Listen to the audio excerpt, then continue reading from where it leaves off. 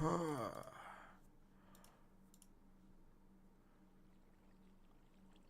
my god, we're live. Okay.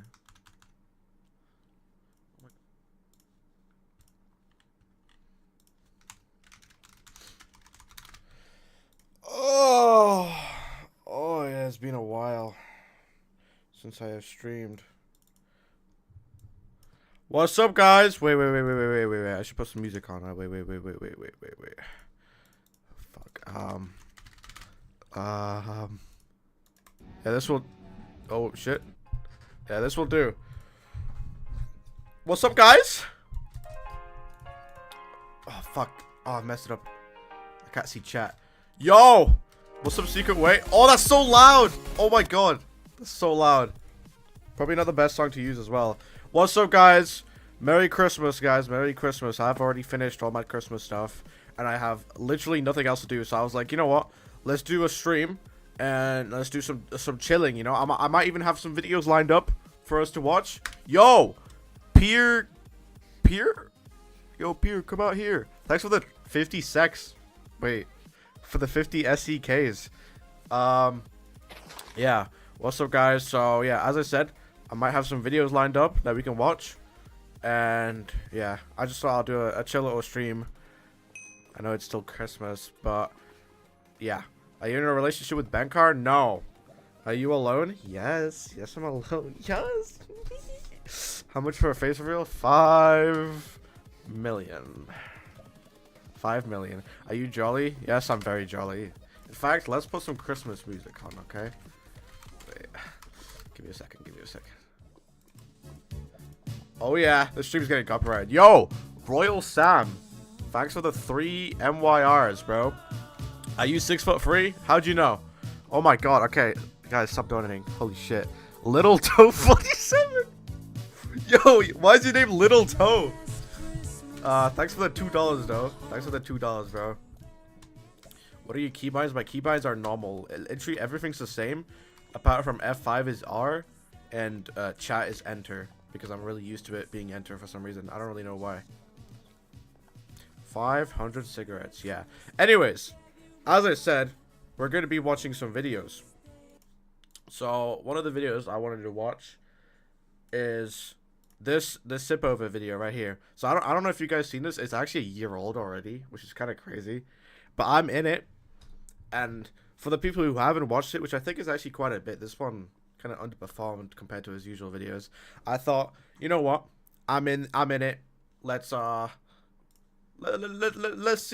Oh, chat is there as well. Chat's way too big actually. Wait. Yo, Royal Sam, thanks for becoming a tier 1 member, bro. That's fucking awesome. Let's increase the size. Save settings, copy. And then we paste it in. Okay. Anyways. Yeah.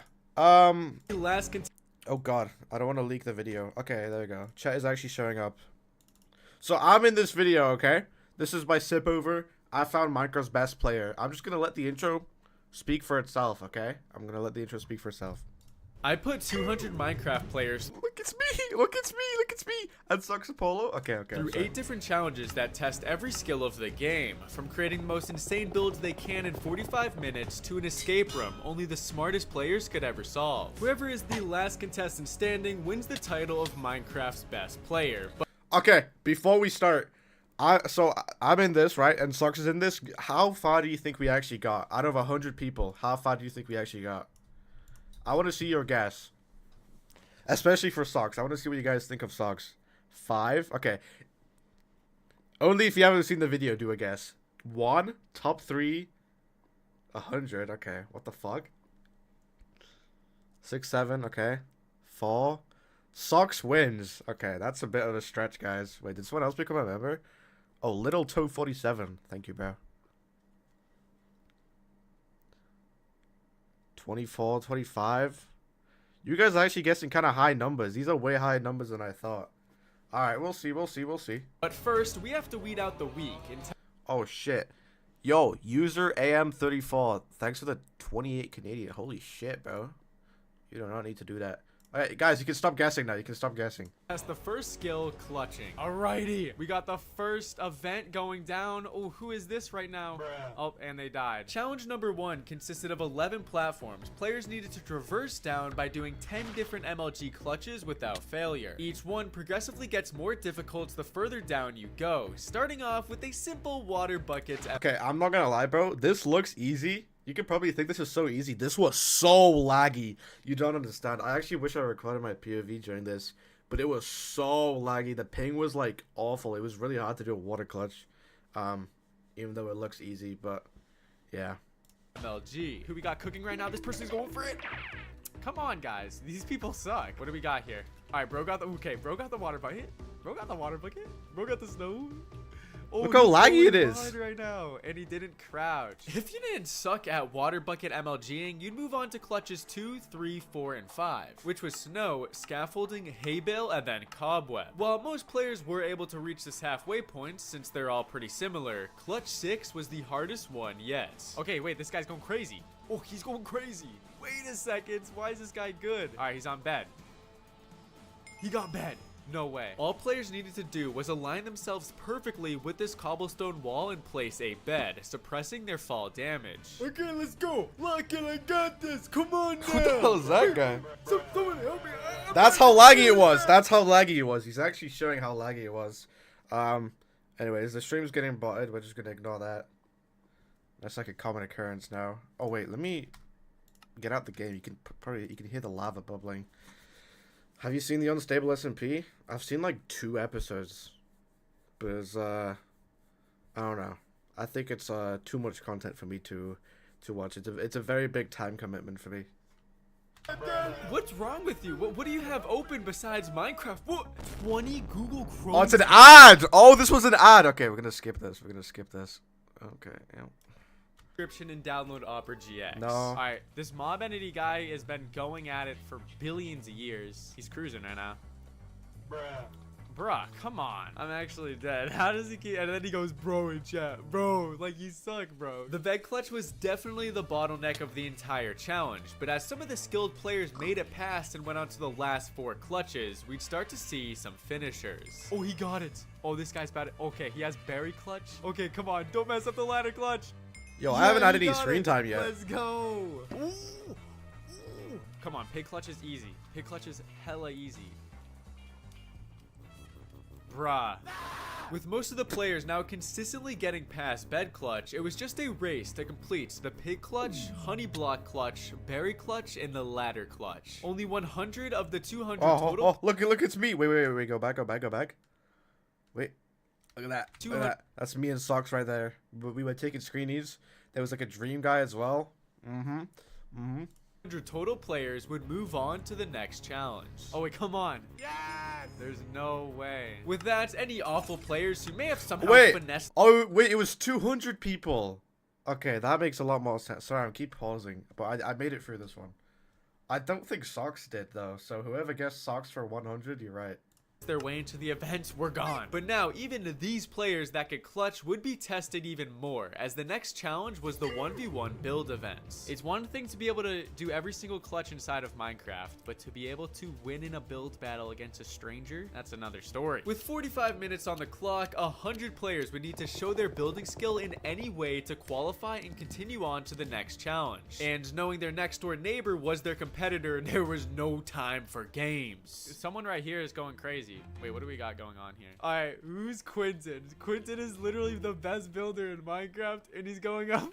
He's going up against this innocent soul. Pool pisser. Like Quentin in a 1v1 build challenge was for sure going to give some interesting results. And despite the variety of skill level here, everyone was just grinding out their unique builds. Oh my gosh, look at Quentin sweating, dude. Look at this guy. Come on now. What is this? Mythical Pingu. Oh, come on now. Is Redstone actually working? Who's this poor soul that you're just deciding to go 200 IQ on?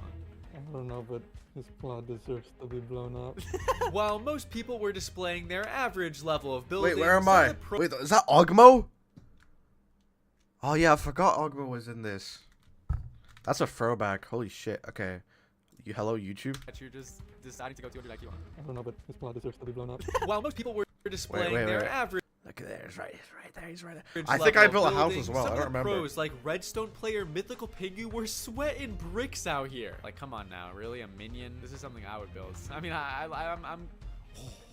Oh, win big. No, I can't relapse. No, I can't. TP Sloyme. What's Sloyme up to? Bruh. Oh, come on now. Oh, come on now. Bro, he's really building a freaking calculator on this guy. Look at his face. Over the next half an hour, players would grind to their absolute max, knowing that if they didn't prove their building worthiness here, they'd never become Minecraft's best player. And as their building session came to an end, it was now time. Does anyone else know if this fucking Avoma guy, bro? I see him in every single video, and this guy has plot armor every single time. I swear he was in Mind of Neo's video as well, and I'm pretty sure he's in all of them. This guy's everywhere. He also messaged me saying good morning today, so he's pretty chill, I guess. Not good morning. He messaged me saying Merry Christmas. Sorry, not good morning. Yeah. They'd never become Minecraft's best player. And as their building session came to an end, it was now time to see what they've created and who will advance to the next competition. Mans thought he could just throw a Sipover and think it was a day, but honestly, if I'm looking at these two... Yo, this guy, okay, this guy built a tutorial house. What the hell? This guy literally searched up modern Minecraft house and rebuilt it. What is this? I think it was a day, but honestly, if I'm looking at these two, who do I think is the better builder? I'm gonna have to go with this guy. This one, okay, that's an easy cook, bro. You win the names. All right, Vixios, you better have something good. Guys, it's me! Oh my god, it's me, guys. It's me, guys. Guys, do you think I'm gonna make it? Do you guys know? Do you guys think I'm gonna make it? Okay, that's an easy cook, bro. You win the names. All right, Vixios, you better have something good to show me here, because currently I'm liking next door a little bit better. So we have the house here. We have the house here. If you check your DMs, I gave you a gift. Oh. I mean, hey, let's not talk about that. Let's not talk about it. I'm cutting this out of the video, so. Well, the first few. What do we think, guys? Was that W strats? Was that W strats giving him nitro? Oh, that was so smart, bro. I think my build won. I don't even know what the other guy built, to be honest. Wait. What did the other guy build? Next door a little bit. Oh, he built like some crappy portal, bro. Look at that. Look at that. It looks like a fucking gaping butthole, bro. Nah, I think my build was better, even without the nitro. Yo, Vix, I love your content. You're so funny. Please don't go bald. Yo, I'll try not to. Thank you for the 750 isks. I don't know. Door a little bit better. So we have the house here. We have the house here. Okay. Oh. I mean, hey, let's not talk about that. Let's not talk about it. I'm cutting this out of the video, so. While the first few builds were pretty tame in a well-evened match, it was now time to see Mythical Pingu versus Mac Edu. Okay, Pingu, so you got your Redstone build. Not gonna lie, though, this guy's build is kind of good. Yeah, it moves crazy. Oh, it shot out the missile. Oh, it's got cannons too. Wait, that's sick. So Pingu was definitely going to take the dub there, but next up was a pretty interesting duel. Oh, shoot. Oh, a Voma. It's a Voma. All right, let's look at this. I bet you, I don't remember this video. I bet you a Voma still made it through, bro. I bet you he still did. This guy has plot armor. I made a runaway no block thing right here for the Kanye album. This is actually kind of a hard one. Voma. Are you kidding me? On here this side you've got a monumental mighty beast structure, and on that side you've got a flipping painting. If I'm not like getting lots of dopamine from this song right now. Are you joking? This does not hit. This is trash. As I continued judging, the builds honestly were Avoma pretty made it solid through. overall. I told you, From bro. floating islands with houses on top of them, a crossy road recreation, to a giant-sized roulette table, which you already know I had to give the W to. But it was only a matter of time before we would witness an absolute massacre. In 40 minutes, Quentin, bro is cooked. Bro is cooked. What In the 45 minutes, Quentin had created a water island landscape I couldn't even build if Do you guys, what the fuck? Do you guys think if I went against this guy, but I still gave him nitro, would I made it through? There's no way. I wouldn't have made it through. I don't think he would have even done it for the bit. I think the only reason I went through the first time is because my build was actually better. But I don't know. Maybe he would have been like, you made it through for the nitro. 2 nitro. Yeah. I would have done a second one. 45 minutes, Quentin had created a water island landscape I couldn't even build if I had a day. And across him was his opponent's pool, trying desperately to stay hopeful. Look. All right, go inside that house. Go inside that house right there. All right, dude, I think you're already winning though. What can we do, Sir Napoleon? Here, there's nothing we can do. What does this mean? You don't know that meme? Oh man. All right, but yeah, go down here. Go down All here. right, Look. all right. Keep showing me your trash. I got you. Yeah. I just wanted to build a house. There was Technoblade memorials, dragons, and a literal working calculator made by Sloime, all of which made it pretty easy to weed out half of the remaining players from the events. So now we know these 50 players. I'm in the top 50. Anyone who guessed 100 or 6-7, anyone who guessed 6-7, not funny because I'm in the top 50 now. So Can clutch and also build, but to truly be titled Minecraft's best player, you have to be able to win in a PvP duel. Where in the Roman Colosseum, or something similar, players would go up against each other in 5 versus 5 battles, using the same kits Dream and Technoblade used in their famous duel. Oh, let's go, boys. Come on now. First battle. The first battle consisted of notable players like Avoma and Farallon on green versus players like Tonto on Team Blue. Oh, let's go. Come on, guys. If you lose, it's over. Yo, go on the side of them. out. Come on. Oh, one dude lagged so hard. Come on. I'm messing this guy up. Oh, Blue's getting cooked. They came all this way just to get destroyed, bro. Let's fucking go. Yes, we got him. Yes. Nice. Only 25 of the 50 players. oh wait, look at that, look. That's me right there with Falcuno. I knew him. Oh, Squid Kid. Oh wow. Okay. Players would advance to the next challenge, and the next 5 to win would consist of YouTubers. Oh look, it's me. Like Vixios and Pure Yes! who took down players like Suit Loops. The battle after consisted of YouTubers like Squid Kid, Hannah Rose. Wait, we took down Suit Loops? Oh! Players like Suit Loops. The battle after consisted of YouTubers like Squid Kid, Hannah Rose, and Chuck Nasty, who honestly, I was praying for this man's downfall for the pain he's caused me in my last events. Okay, you guys are going up against a decent team. I don't know if they're too cracked, but we'll see. We're a decent team. Oh my god, I'm running. Oh, Lord. Oh! No way you all get wiped right now. Nah. Chuck Nasty, come on, bro. Oh my god, I'm getting railed. But anyways, not only did we see a lot of notable YouTubers go out, but we'd also see the elimination of Redstone players like Sloime and Mythical Pingu, since they lacked any other skill besides making insane contraptions. Wow. On the other hand, though, we would end up seeing some of Minecraft's most deadly players like Foray and Coldified continue to prevail and clear out the rest of the competitors. Oh no. Yo, Coldified is crazy at PvP, bro. Now, with only 25 players remaining, We're in the top 25, guys. We're in the top 25. How far am I gonna go? What can I say? I'm just Socks went out on the first round, by the way. Let me just I'll throw that out there.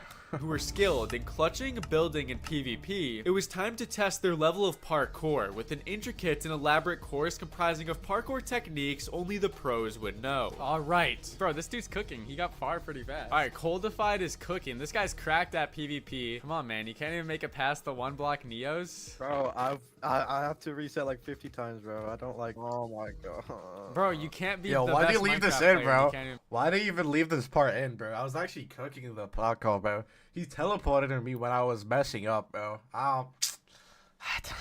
make it Whatever. past some Neos. While Vixios was struggling to pass the first set of Neos at the beginning of the course, other players like Coldified and Foray were blasting through the course, overcoming block clutches, 1.5 block jumps using poison boost, and many others. We ended up seeing a lot of players make it to the end of the course, and it was a good thing that we did this challenge because some of the players literally Yo, okay, you know what happened? Just like this guy, I was actually near the beginning, but like I was lagging so much, I think, something like that he teleported me to the end. Because I did it, but then I like lagged back or something like that.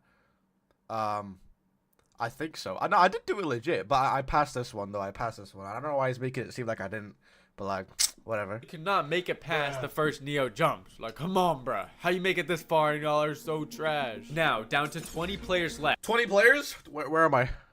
I What the fuck? Where? Wait, what? was tired of people Wait. Oh God. Okay. Wait. Oh, I'm behind him. Oh wait. I'm like railing it. Okay. Wait. Okay. Let's keep. tired of people actually being good at things. So I put them all back in the ring, but rather than just a 1v1 build competition, this time they had to make a good redstone theme. Where's mine? Oh, yo, mine's right there. I built the fucking. I built the dungeon lab. You'll see.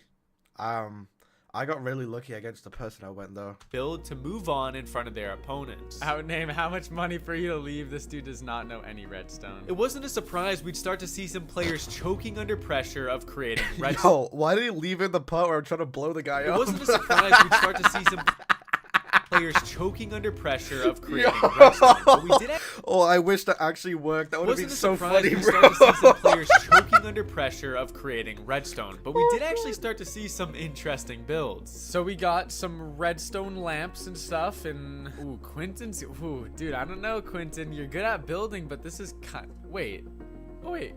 Okay, that's kind of interesting. All right, he's cooking something. Bro, Chuck Nasty's just building a 3x3 door. How is he still in this? He's literally looking at the tutorial right now. You can tell so easily. From 3x3 doors, flying machines, to early stages of deadly redstone player traps, these players were doing whatever they could to make sure they moved on to the next round. And as the 45-minute timer came to a stop, it was now time to see which 10 contestants would still have a chance of becoming the best Minecraft player. All right, Quentin, you're going up against one of the best PvPers in the world right here. Cooked. All you have to do is stand on the pressure plate. That's all you gotta do. All right, about to be something revolutionary. Boom, boom, boom, okay, boom, boom, okay. boom. Sand drops on the hopper. It gets boom. Fire charge. Boom. It pushes fire, right? Ooh, delayed. Ooh, delayed. So I'll cut out all of his yapping, but basically Quentin created a chain reaction machine. And That's not you? gonna lie, Where, bro? Are you Quentin? Am I blind? cut out all I of don't his know who you yapping, are, bro. but basically Quentin created a chain reaction machine, and not gonna lie, I expected better. So let's see if his opponent's Coldified could take him out for good here. So you got the palm tree right there to add like a little vibe, you know, to the environment. Okay, we're at You're in a beach party. environment, yeah. And you're in a party, you're the DJ, right? Okay, you're the DJ. I'm right here, I'm gonna dance. Play the music. Oh, hell nah. Ooh. You actually cooked up some note blocks. Oh, you had a whole song down here. You know what? That was way more dopamine than Quentin's build. I would continue judging more builds, from small rocket ships to secret base entrances which were activated by placing a piece of wool inside of a furnace, all the way to Davial, who would show off something pretty unique. Oh, this guy cooked. Wait. Yo, imagine I went against this guy, bro. What would I even do? What did he build? Is that He Pac-Man? would show off something pretty unique. Oh, This thing looks fucking ugly, man. this guy cooked. Wait, this guy's been killing it. He basically did the same thing as his other builds, but look at, I mean, you gotta respect it. Hello. All right, give us a rundown, because right now you got a Alright. mean-looking build across the street. This is the cool cannon. Now, let me show you what this does. You will stand on this diamond and hit the button. Now, there are boats down there. You will hit space right before you hit those boats. Doing that, you will fly right into the demon while your theme song down there plays. Okay, go. Alright. Oh, it's a player cannon. Yeah. By pressing That's this pretty cool. button, not only will a perfectly recreated Rick roleplay on these note blocks, but by using boats cramming, he created a cannon which shoots you out of it in Elytra mode. Pretty cool, therefore he takes the W. Now, remember Vixios from earlier? Yeah, it's me, guys! It's me! Oh my god. Bribed me with Discord Nitro. Well, now this was. Remember Vixios from earlier who bribed me with Discord Nitro? Well, now this was finally my chance to eliminate him and make things right. But first, I needed to look at his opponent's out's name. Oh, what? A vending machine? They kind of cooked. What? All right, you know what? It's a little bit build more than Redstone, but it's functional. Okay. Okay, the Nostalgia Museum. You know what? Okay. You know what? Let me enter this. So you got the 3x2. It's not bad, Redstone. No. Yep. Give book with math equation and it solves. Why I just give you it, Yeah. bro. No, sort of. I'm a robot, bro. Hell no, man. There's more. We got Connect 4. Using physics now, man. Yo, I'm sorry, bro. I'm so fucking stupid, bro. This isn't even a redstone. This is dropping concrete powder. Connect bro. 4. We're using physics now, math and physics in this build. Please be redstone over. This is redstone. Oh, I guess it is redstone. This is carrying their build. Are you about to lose 500 smacks, then best player title to a vending machine? Check your DMs. Oh, okay, bro. What, bro? Let me We made it through! We made it through! Let's go, bro! Let's go! Yo, Avoma, what do we got go. here? We got an Yo! armor stand wave machine. Look how satisfying Dude, it is. armor stand wave machine is unique. Smooth. It's smooth. Look, even you could go on it. Honestly, Avoma was looking like one of the best bets so far. Made it past clutch, made a solid build, dominated in PvP and parkour, and now It has displayed a plot solid armor. understanding of Redstone. But next up was Foray MC, who is without a doubt one of Minecraft's best PvPers. Before looking at his build though, we needed to see his competitor, Chuck Nasty. Alright, so let me break this down for you. I tried to follow a tutorial on YouTube, but the guy sucked ass. And then, I like the transparency on the tutorial. That is against the rules, but you're honest about it. well, so. Foray used the tutorial, bro. Let me just see if he's honest and if it's a better follow tutorial than yours, because really it's just who's better at following tutorials right now. So. I prepare you a little show. If you press this button, I'll give you the honor. You can see how an item starts flying around Okay. Ooh. Okay, it's going. It's. and reaches this pressure plate and releases the fireworks. So did you come up with this idea entirely, or? Not entirely. At this point, all 10 of these players had displayed their skill. What can I say? We're in the top 10. What can I say? Look at that. Me next to Coldified, Ferre, Avoma. I mean, I'm just on the same level as those guys. What can I say? I'm Dragon 420 Weed. That's an interesting name. But I mean, I made it through and it only costed $20. So what can I say? Skills in 5 different aspects of the game, but I decided to throw a curveball. Bros, nothing without Nitro. Alright, time that guy. And designed one of the most intricate escape rooms in Minecraft using the most unknown and secret Minecraft mechanics. Only 5 of them will go through and onto the final round. That's if they can even solve it. Alright, Avoma, come on, you've made it pretty far, bro. Is this chicken supposed to be here? I don't know, maybe. It's all a ruse, maybe. Or is it useful? I see a dispenser and I see I don't know, a furnace or a dropper. And then I see sugarcane and then a loom. Players spawned inside of a bedrock room with a hive of bedrock in the corner, an interactable crafting table and furnace, a chicken, and a dispenser, which seems to be powered by this chiseled bookshelf. All of this would ultimately aid them in crawling through this 3x1 space where they could get 3 sugarcane. El Pisco is struggling. Bro is just placing blocks down in random positions. Players started off with a hard time finding the first step. They couldn't craft anything or activate the dispenser, and they had nothing to get them into crawl mode to reach the sugarcane. But the solution was quite simple. What they needed to do was kill the chicken and cook it using the good luck sign they were welcomed with when joining the game. By doing this, it would melt a hidden piece of ice behind the wall, which would flow through a tunnel all the way down to the sugarcane. Oh my god, the sugarcane. Oh wait, there he goes. Oh, we got the sugarcane! Now the players had 3 sugarcane, and luckily for them, inside the bedrock hive was 4 different rabbit hides. Combining these hides together would give you a piece of leather, and now, with every possible item in the room obtained, they just needed to figure out a way to activate this dispenser. Wait, there's just a bookshelf over there. Wait, let's try crafting a book. And like that, Avoma was the first to crack the code. Avoma was the first person to have plot armor because he wins every single event on YouTube. Placing a book inside a chiseled bookshelf powered the dispenser and dropped an anvil? Although seeming like a useless block, this anvil would be their key to progressing into the next stage. Oh, this was some bullshit. Oh, I hate this part. You're supposed to use this anvil to like go underneath. This anvil, I bet he's gonna try. He's gonna try and do it. Is he? I don't know how to do it. Like, you Bro, you can't do it. It doesn't work. I mean, he's gonna leave in the part of me complaining, but I swear on everything, I was joining my own server and trying it, and it was working. But then when I would do it in Sipover server, it wasn't working, bro. It was my ping, bro. It had to be because I was British. He just doesn't like British people. I think that's the fucking problem here, because it was possible, but it just wouldn't work for me. Like the crawling thing wouldn't work for me. And yeah, I spent too much time Wait, on I that. don't glitch here, I swear. Yes, you can. Bro, you're not supposed to bounce. I did it on my own server. Vixios was having a lot of trouble using the anvil to crouch, but See? He literally left it in, bro. He literally left it in. He literally left me doing it in, bro. Look at that. Anvil to crouch, but essentially by placing yourself right on the side of a block and dropping an anvil on your— That's what I did, bro. That's what I did. And then the worst thing is he didn't even give us a pickaxe. So he couldn't even pick the anvil back up. He had to be like, "Oh, Sipover, could you break the anvil for me and give it back to me?" And it was awful. I I hated it. Ahead, players like Foray and Arf managed to enter crouch mode and enter into the last section of the escape room. Wait, Foray got it? Okay, I think you're the first one. You kind of know the strats right here. I think you might be like missing a little bit, like some stuff that's in here though.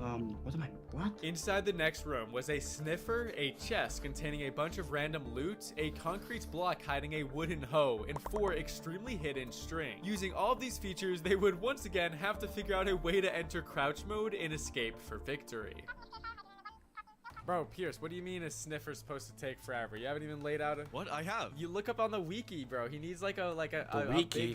he needs a plot. Fine, I'll use the mangrove roots, I guess. Pierce had just made a huge mistake. He thought he needed to place a dirt block for the sniffer to sniff up some seeds, and indeed he does, but sniffers need a 6x6 area of blocks to be able to sniff, and luckily for them, mangrove roots are one of the few blocks they can bring up seeds on. Well, this guy knows Yo, this was some bullshit, bro. I didn't even know this thing, bro.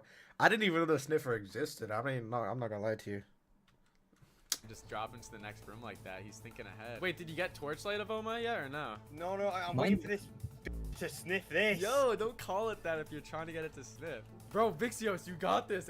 Look at that. Everyone's in the fucking sniffer room, and I'm over here with my robot mask because I can't get through the hole because I don't have an anvil. He took my anvil, and it wasn't working. Oh my god. Gotten it. No, it doesn't work. Look at that. He's giving me the anvil now. I'm doing it on single player. It works. I try to do it here. It doesn't work. Well, at this point, pretty much everyone was in the second room trying to figure out what to do. Coldified was the first player who got seeds dug up by the sniffer. No way. Oh, Coldified got seeds. I planted it. Oh, you got it like right when it grew. You got it like right when it grew. Oh shit! Orange died! Coldified planted the seeds using the hoe in the water, which was next to the sugar cane. Once it grew, he turned the torch flower into orange dye. Now, here he was, in this room, trying to get into crawl mode using... Oh my god, you make a fucking bed. Oh my god, bro. You know what? Okay, I'm not gonna say anything. all of these different items. Specifically, these ones being the only ones he actually needed to escape. Oh wait, Foray's about to escape. This entire time, Foray was breathing down Coldified's neck. Using the 4 hidden string in the room, he could craft a piece of wool. He would then have to turn that wool into orange wool because now he would have 3 of the same colored wool pieces and he could craft a bed using the wood he had. Now all he had to do was figure out how to use a bed to escape the room. Bro, it's in a Canadian video. I got it. I found the video. Nah, Foray's going to the final round. The goats. Oh. I did it. After Foray, Coldified would also completely solve the escape room, followed by Fairlin, Pierce TRV, and Arf, which means, unfortunately... Oh no, the plot armor, no. Dude, you got such bad RNG of Oma. Picture pod! I got a f***ing picture pod! You know what happened after that thing ended, bro? I just he gave me like multiple anvils, so I used another anvil to get through the hole, but I think it was already too late then. If I had the chance, I would have given him a year of nitro to get to the next round, but I mean, whatever. We got in the top 10, and I think that's pretty good. Now let's see who's gonna win. Not gonna lie, guys, I was expecting a bunch of randoms to somehow slide their way into the finale, but having 2 of Minecraft's top-ranked PvPers and 3 extremely experienced and famous event players, I knew things were about to get close. And what better way to determine the best player of the game than testing who can beat it the fastest? Okay, there. Oh, I wish I could do that, bro. Oh, this would have been so fun. This would have been so fun, bro. Oh wow, I would have shit on everyone. I would have actually shot everyone, but it would have only cost me how much is a year of nitro? $80. It would have only cost me $100, and I would have won a 500. So I think that's a good ROI. Every player loaded into the same seed, which spawned them inside of a taiga biome, but nearby was a village which each of them quickly made their way to. Pierce, what's the strat here, bro? Like, actually. I used to actually speedrun 1.16. I heard bastions are pretty much useless, so I'm probably just gonna farm endermen. Oh wait, we got all 3 of us in here. Foray, big play with that ender pearl there, eh? Okay, bruh. Tell my cards, tell everything I'm doing to the opponent. All of them did your usual speedrun strats. Ransack the village for a Yo, what the fuck is this edit? I'm doing to the opponent. All of them Yo, where did his budget go? What the Your fuck? usual speedrun strats. Ransack the village for its beds, kill the golem, and find any loot before beginning to search for a lava pool to enter the nether with. Luckily for Foray, nearby the village was a ruined portal, which he was the first to discover. Oh, he's building a portal. Ooh, wait, he's nice with it. Does he have enough lava? He does. No way. Wait, someone got in the nether. Foray, I'm bored of you now. Coldified decided to get his revenge on Foray by entering the nether moments before him. Soon, Arf and Farallon would also enter, and now it was just a race to find a nether fortress, bastion, and enough ender pearls to head to the end. Alright, Foray, you may be the furthest into the speedrun right now. I need to focus. There's no time into thinking if I'm ahead or not. Are you sweating? Like, what's your heart rate at? Above average. Bro, Arf is just no... Arf is the sneak. Bro, he is. Dude, he's actually a sleeper. He's just thugging this out with no armor right now. I didn't think he was actually good. At this point, everyone had their blaze powder. It was just a race to kill as much enderman as possible. And it wasn't a surprise that Coldified and Foray were the first to get enough, would travel back to the overworld, and begin searching for the strongholds. He's going. Oh, wait, the strats. Bro's not wasting any time. Foray and Coldified are at like two completely different parts of the world right now. They're both going for a different... Yo, thanks for the 250. I'm not a fanboy though, but thank you.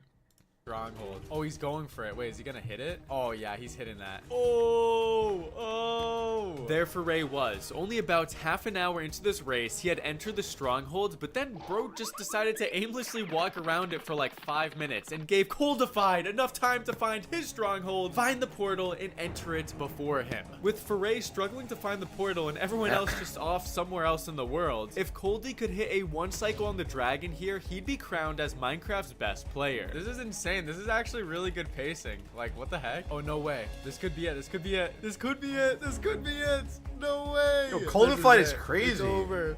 Coldified, world's best Minecraft player? No. No, it flew away. Are you kidding me? Do you even have any more beds? No. With only 1 bed off of a 1 cycle, Coldy missed his opportunity, and now Foray had entered the end and had a chance to take down the dragon himself. Oh, wait. Oh, wait. Did bro not get beds?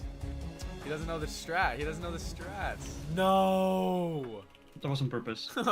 Wait, no, it wasn't. No, it fucking... Oh, I'm dead. Yeah, I lost. Oh. Did you take the bed that you used? Yeah, I did. That was the plan. What were you gonna do with 1 bed, Foray? In an attempt to deal more damage to the dragon, Foray had intentionally died to spawn back at his bed in the strongholds to grab that one. But he made the severe lapse in judgment of not grabbing any other items before entering the end, and now he was stranded with just 1 single bed. Dragon? Wait, maybe you could get a dragon boost? Oh, wait. Dragon boost. No way. No way. You've got Yo, that has to be scripted. What the hell? Dream manhunt, but that had to be scripted. What the fuck? I didn't... Okay. Unbelievably, Foray had used the dragon's boost and clutched with the 1 bed he had grabbed, ultimately allowing him to get his stuff back and pursue his attack on the dragon. Foray. Wait, does he win? No way. No way. The smoke is still there. The smoke is still there. Hit his butt. Can you get it up?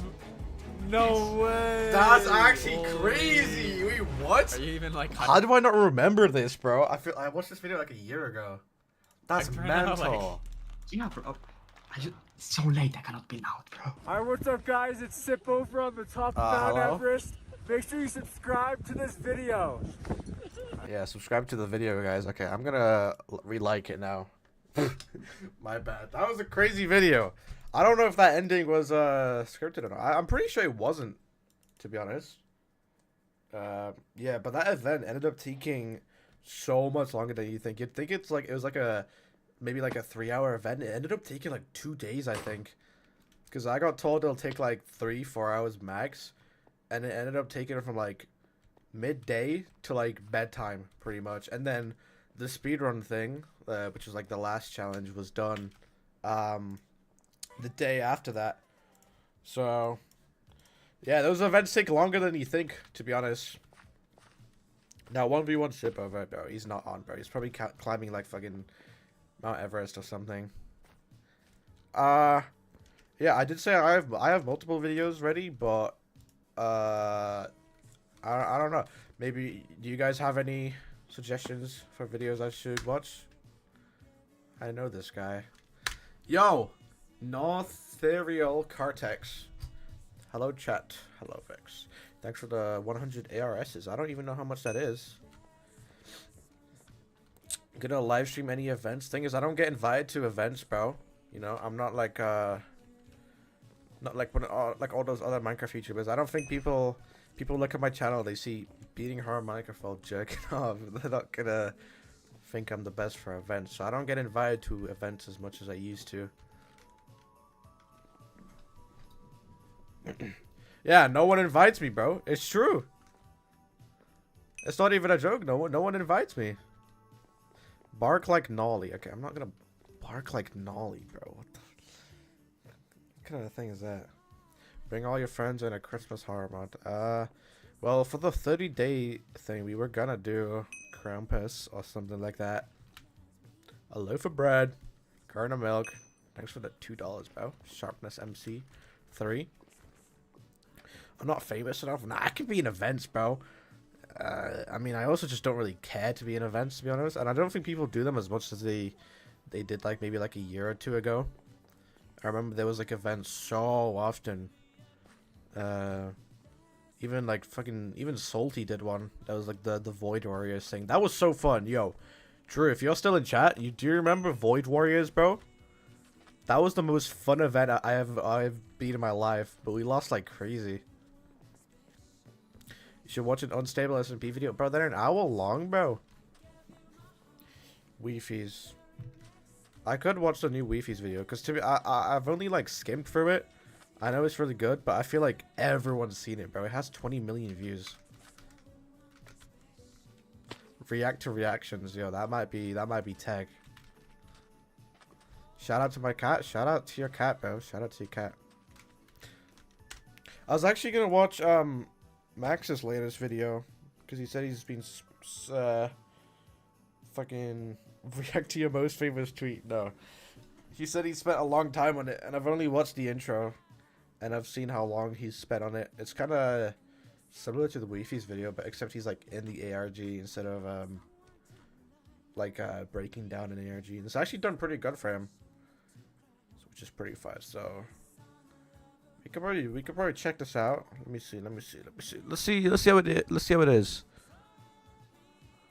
Oh yeah, this looks interesting. Wait, this actually looks interesting. No matter what's going on, never trust. Okay. Wait, okay. Guys, I might actually need to go pee real quick. I need to pee really bad. I've actually needed to pee the whole time. So I'm gonna be right back, okay? Give me a second.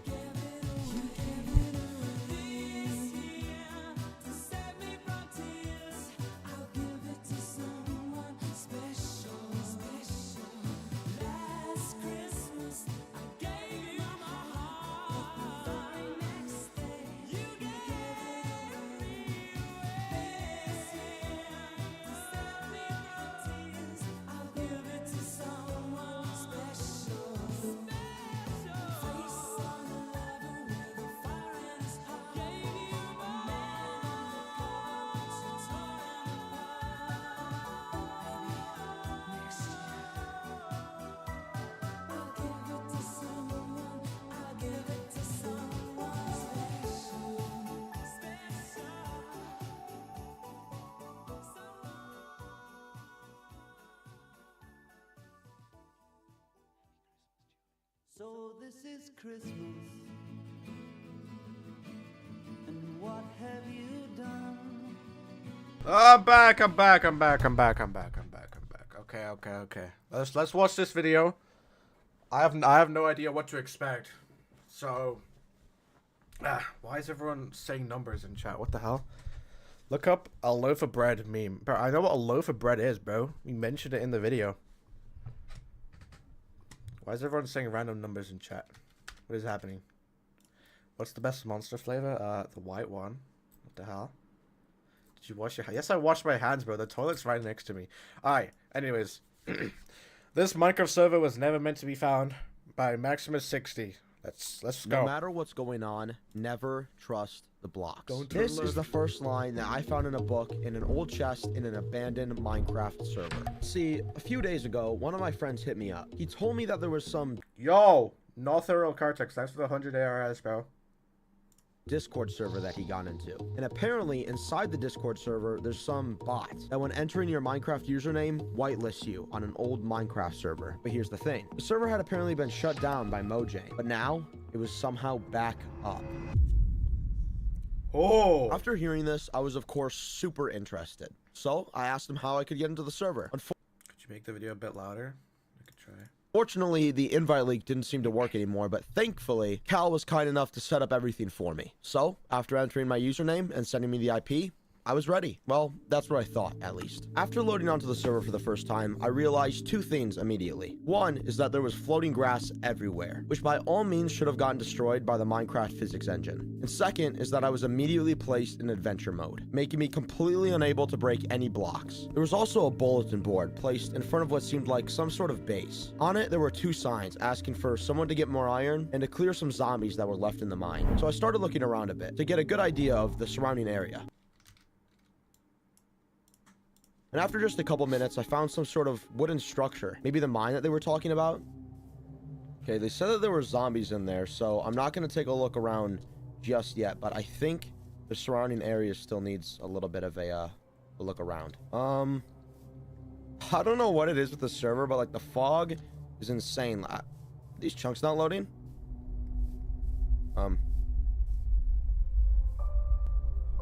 Oh. Ah! This is scary. Wait, I don't think there's any chunks here at all. I think this is just where it cuts off. Look, there's still water floating over there, so that means that if it's flowing, this is where the world ends.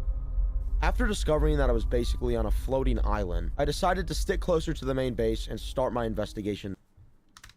I was basically on a floating island. I decided to stick close. Ah!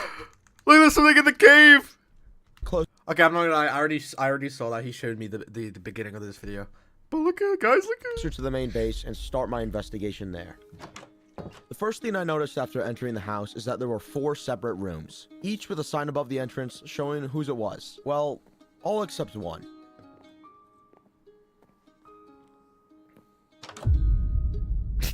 Okay. Somehow, blocks in the room with no name had been corrupted, which usually has to do with some sort of chunk loading error or a mod incompatibility. But neither of those seemed to be the case here. If it was a chunk loading error, then we wouldn't be able to interact with the front door, which would have prevented us from even entering the building at all. And it can't be a mod incompatibility issue either, because the server is completely vanilla. So that leaves us with only one option. There's been an intentional data manipulation on the server, which means that someone was probably trying to cheat in items, likely whoever stayed in this room.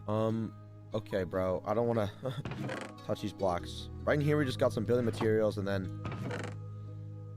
What the hell? Bro, it's just a bunch of... Yo, who sorts that chest out like this, bro? Of almost broken items, man. That would piss me off so much. Repair those in your fucking inventory. Okay, what do we got here? So there's stone swords, pickaxes, axes, and a shovel. Huh, okay. Alright, let me get my notebook and actually figure this out and start writing some of this down. So, tools, durability, they're all stone. I don't know if that has any significance, but I'm gonna write it down anyways. There's 4 tools, like there's no like hoe or anything. It's just sword, pickaxe, axe, and shovel. Okay, so 4 tools. All of them are orange or in the red for durability, almost broken. Wait. The durability. Wait, hold on. I think it's F3H. Yeah, advanced tooltip shown. Okay, now I should be able to see the durability. Okay, 1, 2, 6, what? 10. Wait, these don't go over like 30 something. Okay, this one's got a 30. I don't know what this means. I think this has something to do with like the durability of the weapons. Whoever left this here. Wait. So the durability, right? The durability number is the letter of the alphabet. Imagine. Obviously wanted there to be some sort of message, something encrypted that like only someone smart enough to actually be able to figure out. Huh. But why even encrypt it? This find opened up 2 things. One is that someone was obviously trying to hide something from some of the other players on the server. And 2 is that whatever it is that is clearly being hidden here had to be something that was worth hiding in the first place. But before we get into that, let's backtrack a little bit. Earlier in the recording, in Faye's room, I found... ABF? Nah. But it would be like the letters, right? And then once you have like the string of letters, it'd be like a Caesar cipher. Yo, I'm smart. I better be a book. Okay, Faye's room. Book. No matter what's going on, never trust the blocks. They aren't always what they appear to be. Sometimes they change without you or anyone else doing anything. That's what we thought, at least.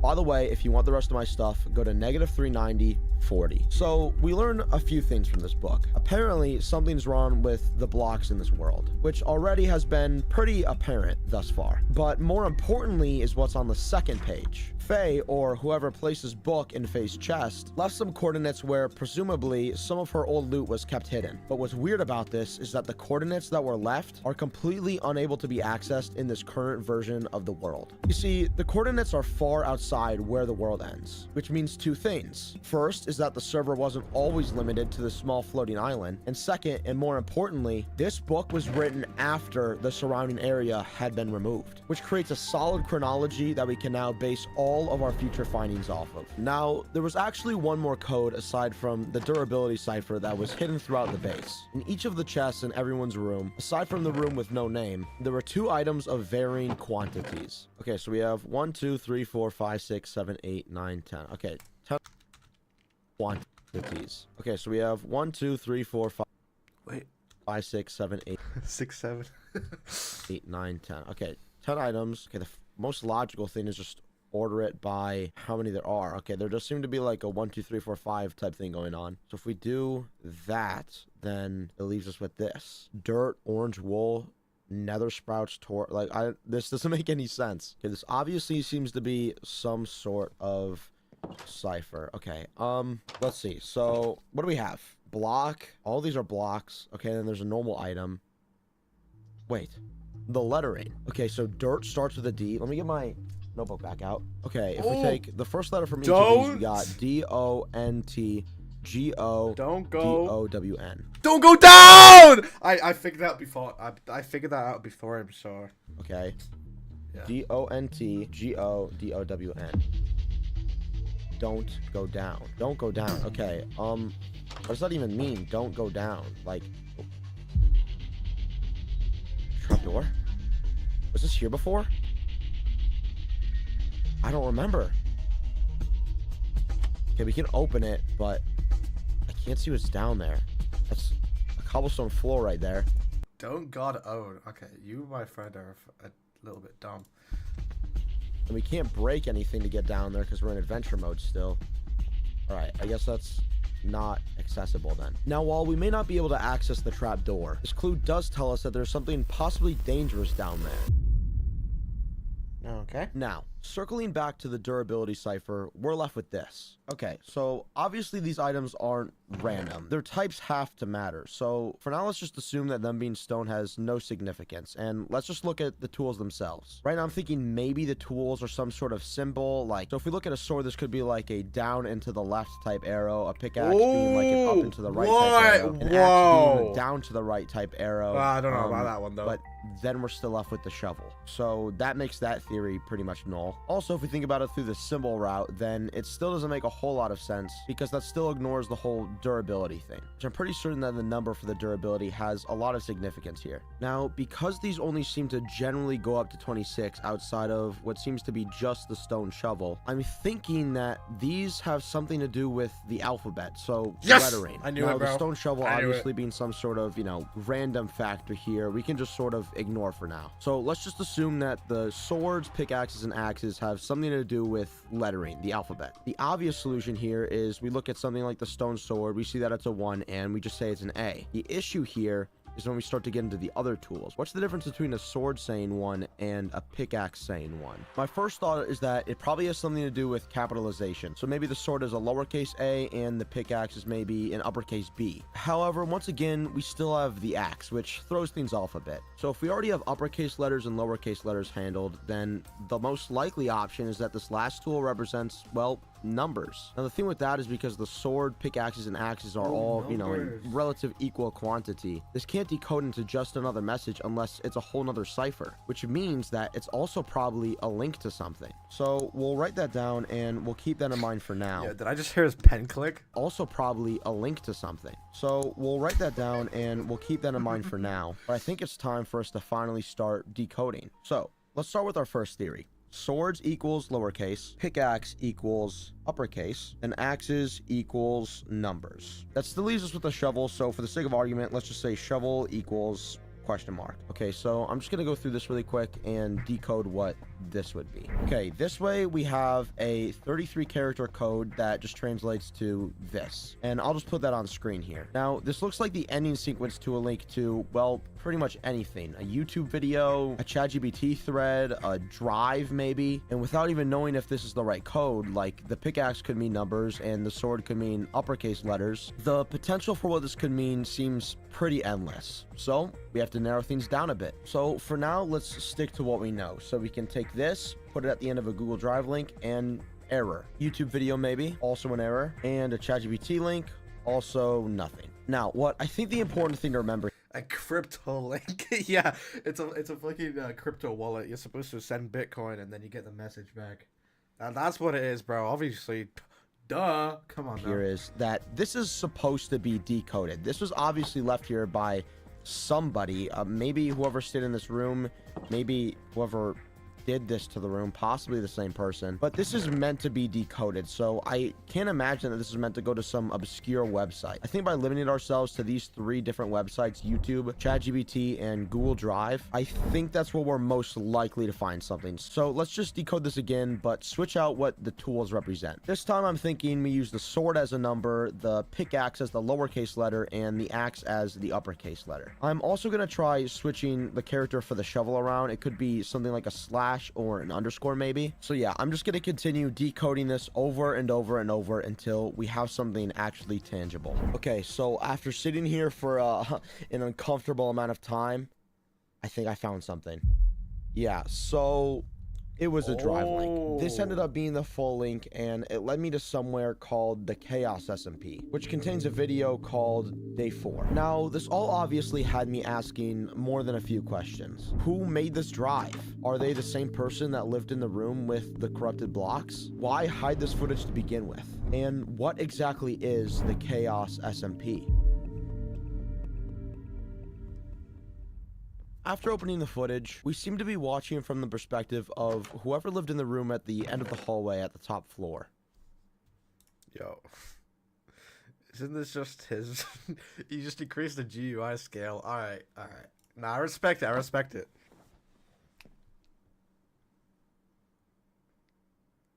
She won't mind. Yo, that length looked awfully similar to Maximus 60.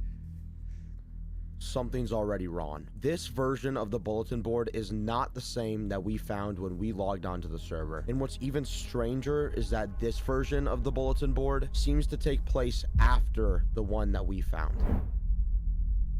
Wait, what? How does that make sense?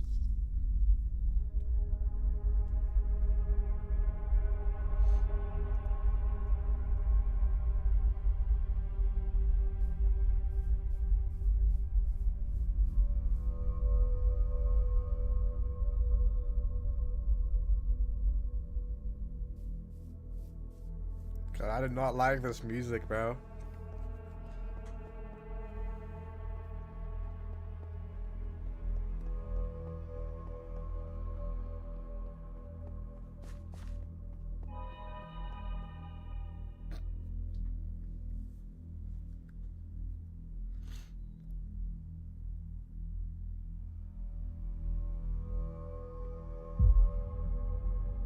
Wait, what just happened? Wait, did the torches go out? I'm so confused. Oh, I think it did. That's weird. That's weird.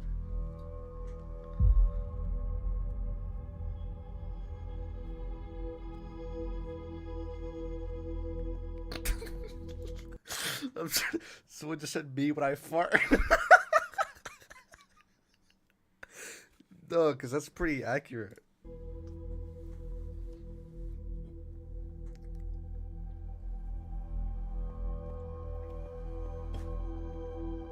Wait, I wonder if this is the same player that was in the cave that we saw at the beginning. Maybe not.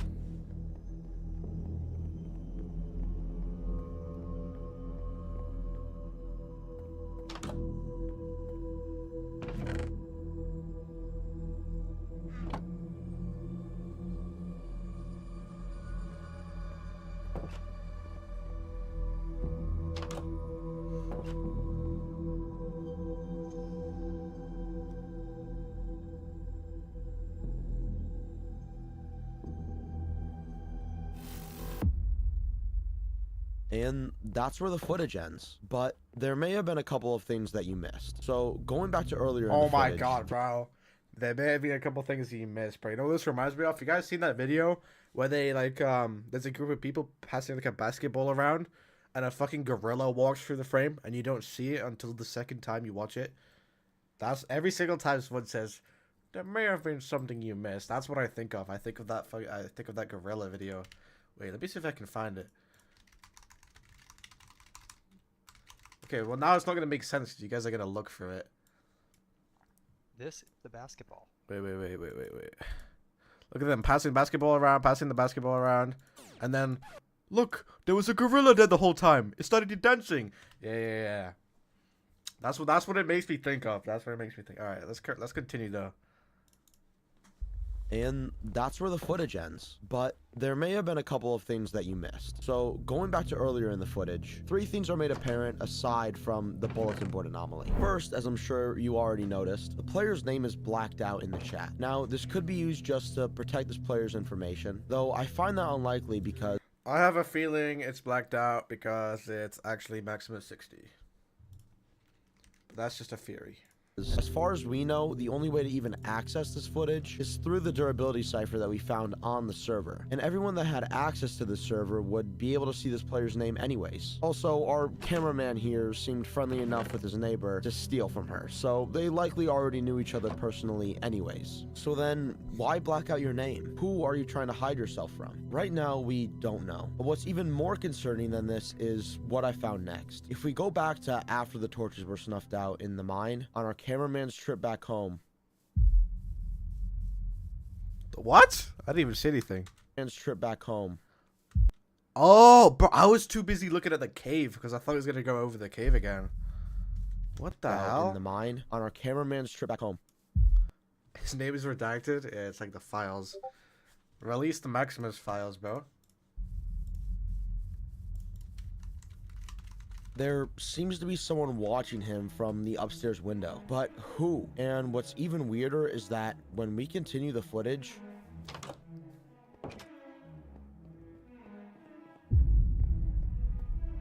Yo, it's as if nobody was ever there. So who is this mysterious figure? Did he have anything to do with the torches going out in the mine? Again, things seem unclear. The last thing that we're given before our cameraman logs off is this. Someone has been in Faye's room. We know this because at the start of the footage, there wasn't this 16. Well, I didn't even notice that. Aside from this, how the hell did I not notice that, bro? I feel like I was actually watching kind of close. Start of the footage, there wasn't this 16 cobblestone in the chest. Aside from this, there's not much more to pick apart from the footage. And seeing as it was getting late and my brain was absolutely fried from solving all these different ciphers all day, I decided to log off and just leave the rest for tomorrow.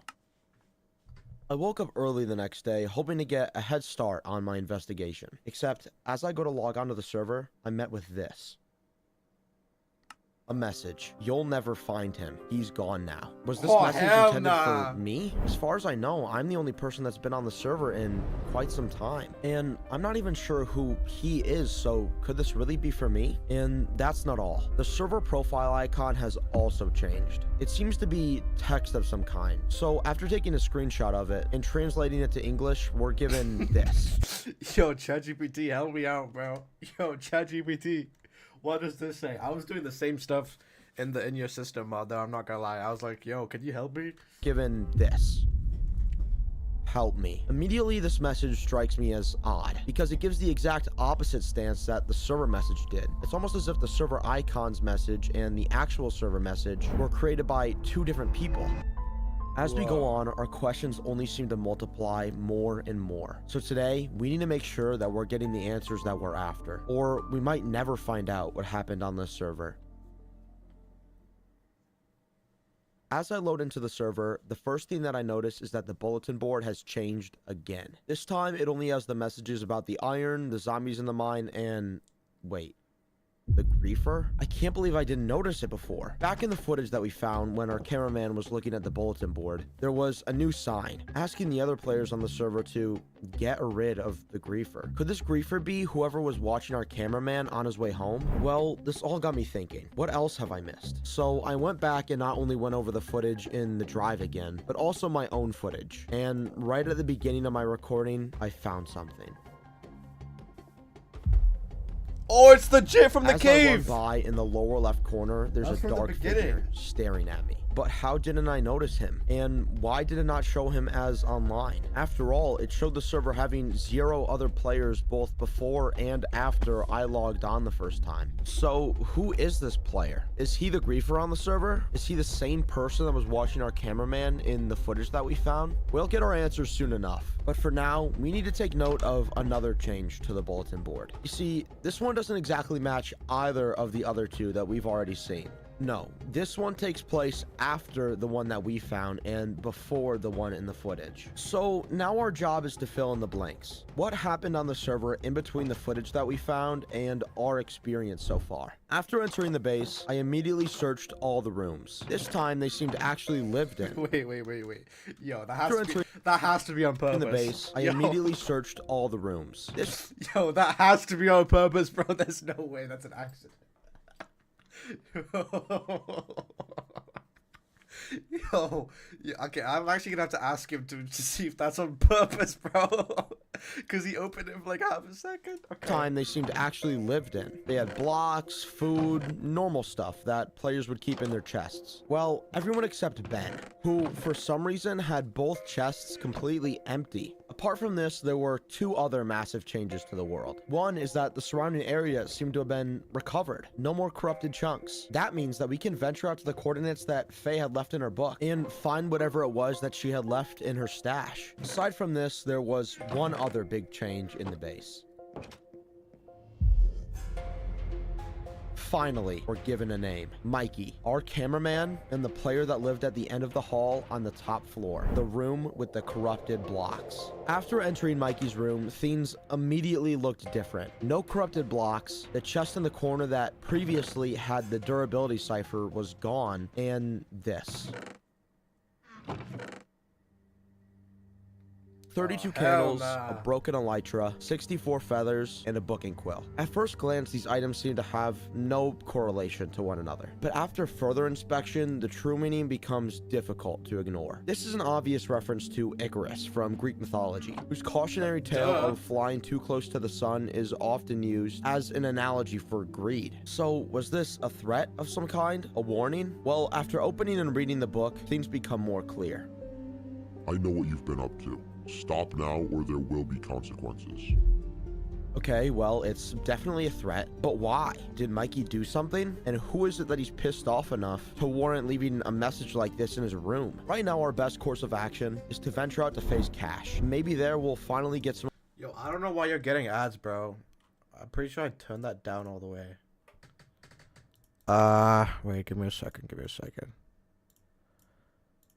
I've turned ads off. You shouldn't even get any anymore. Of the answers that we're looking for. Oh, hell nah. Yo, Benji's gonna slap him out. Stop looking for him. He is gone. He's not coming back.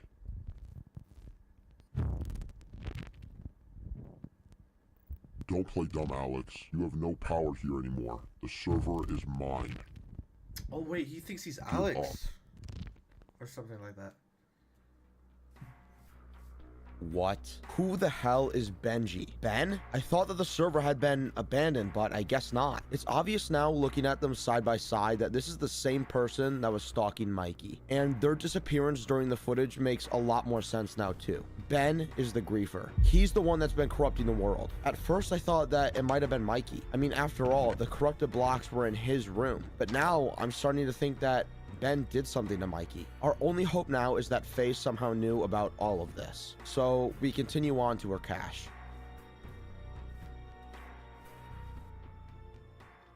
Yo, why'd it go black? All right, so we're pretty much at the chords. It's like a little bit in this direction over here. There doesn't seem to be anything right here, though. Negative 390.40, so that's exactly here. There's nothing. Look I up, wonder bro. if Ben's gotten to it already. I mean, like, this has been on the server for a while. Wait, there's something wrong with this lava pool. This isn't naturally generated. I'm thinking that there might be something underneath the lava. There's a missing lava block right there. There's definitely something down there. Someone interacted with this. But if we're wrong, then we could lose everything. Our spawn resets, we have no idea what's going to happen. I think we just have to risk it. Oh no. Oh! Pool. Yo, that was genuine fear, bro. He actually saw he was about to crap himself. That wasn't even acting. He was actually like, oh shit. Okay. Is this what we were meant to find? Does this face cash? There's nothing here. The book. The library has been destroyed. I'm leaving now. There's no hope for us anymore. I'm sorry I couldn't save you, Mikey. What? That's it? After all this, this is all that's left? It looks like Ben's gotten to it almost. Like it's completely destroyed and empty. Wait. Carpets. What the hell is he doing? I knew it! Okay, what happened to... Oh my god. I actually thought Benji was gonna come in and like slime him out of something, bro. Carpets. What the hell? Okay, I'll just follow this, I guess.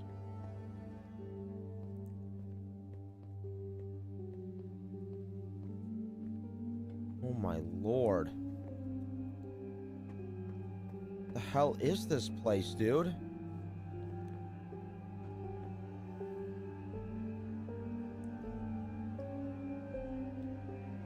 Book. Another bug? I can't take this anymore. Mikey is gone. Alex hasn't been online for months. Ben has gone completely mad with power. How the hell is he even doing all of this? I wish things could go back to the way that they were before everything started. Before Ben had control. Before I had to solve all of these puzzles just to survive.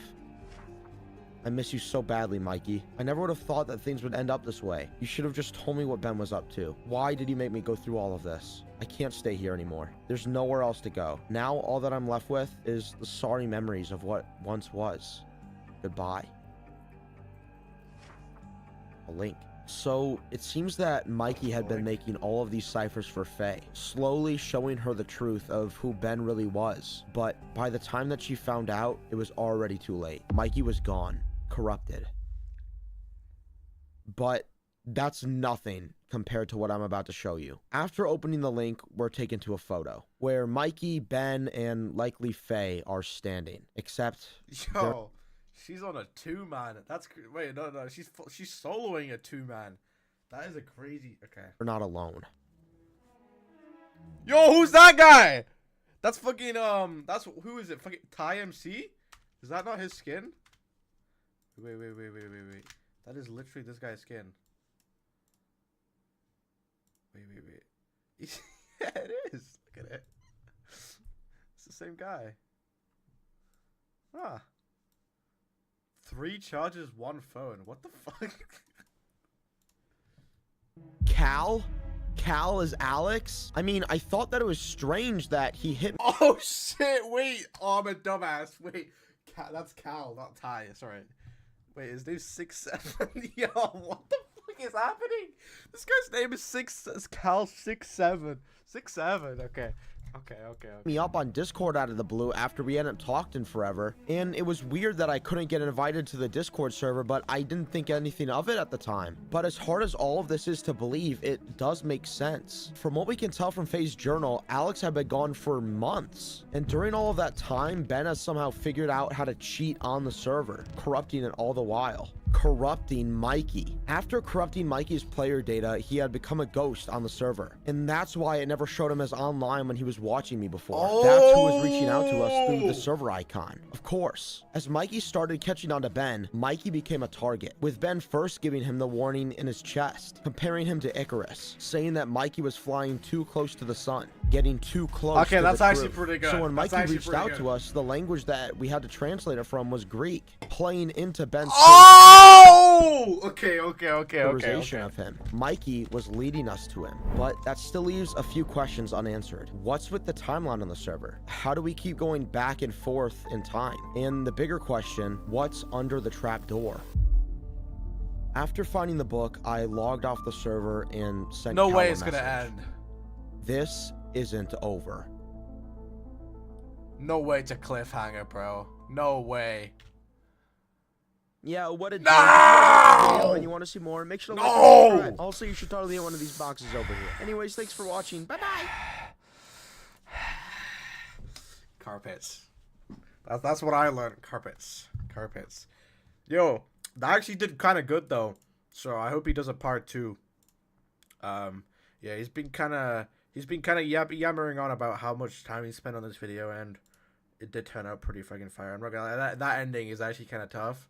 How it all links back together, the Icarus thing, the Greek thing, that's pretty tough. Let's put some Christmas music back on. That's okay. That was kind of good. I'm not gonna lie. That was better than I expected. The Wi-Fi's video, I should have watched the Wi-Fi's video, bro, and like give it like my full attention, because I've watched it, but it was like kind of like on the second monitor, so I never really got completely through it. But I feel like everyone's seen the video now, so it's like, who's really gonna care if I watch it, you know? I've also like reposted so many edits from that video, bro. I love Wi-Fi's, bro. I'm like a Wi-Fi's glazer from day one. Minecraft ARG. I don't think I'm gonna be doing any ARG. There's actually a point where I was thinking of doing one, and one of my friends already had it finished with like the whole story and stuff, and I had it recorded. Like I had the whole script done, but it was only gonna be like 15 minutes long, and I just never got to finishing it. So that's a little bit sad. That is a fail video. Yo, I finished too. Okay, that's. Don't think I needed to know that. I'm not gonna lie to you. Is it gay to have an earring as a boy or a man? No, don't think so. Oh, you can't even enjoy BB Legacy. Should we react to one more video before we end the stream? It's only been like an hour and a bit. The horror niche needs some fresh air. Yeah, I think that video definitely was very different to like what anyone had done. It was like a mix of like the gameplay stuff that everyone does with horror mods and like the ARG, and putting that together, I think it's very good. And there's lots of potential for it as well. It could get so deep. I can't wait for Wi-Fi's next video, bro. I talked to him when I was making my son video. I was talking to him about like promoting the video, and he said his next video is pretty long. I don't think I can even say anything, because I don't know if he wants me to share, but it's a long ass video, and that's all I'm gonna say. I don't think I can say anything else, because it's Wi-Fi's, bro. The video got 18 million views, bro. That's insane. But yeah, the son of it was peak, yo. I'm actually glad people like that video. I spent so much time on it and put too much money into that thing, bro. I'm not gonna lie to you. Play Roblox horror game, bro. I'm not playing Roblox, bro. I still have the account when we did Roblox Squid Game, not Smeller 39 or something.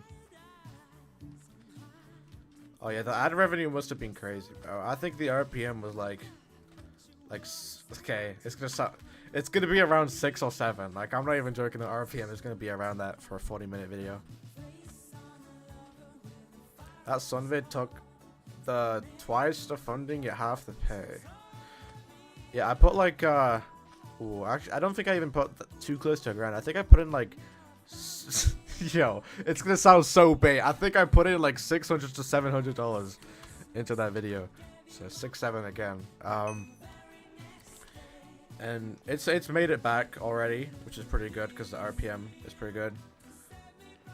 And the views are slowing down. I'm not doing it on purpose. That's how much I spent, I'm pretty sure. Because the animations are pretty expensive. I have the sun of it as my background wallpaper. I actually have some art someone did as the wallpaper. Wait, I can pull it up. Oh, it's like I don't have that as my wallpaper right now. I have this as my static wallpaper.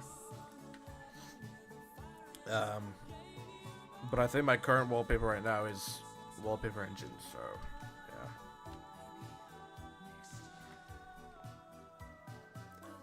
yeah. Yo, okay, if you made that's tough, bro. I love that. I love that picture. It's so sick. Are there any fan arts? Yeah, I can maybe take a dabble at some of them. Let's see, because I'm pretty sure there was some good ones. Oh yeah, this edit was pretty tough. There's actually quite a few edits. There was way more edits than I thought there was gonna be, especially on TikTok. This one's pretty tough. We got Nolly's dead dog over here. We got Tripsy's dead horse over here. Yeah, that's tough. That's tough.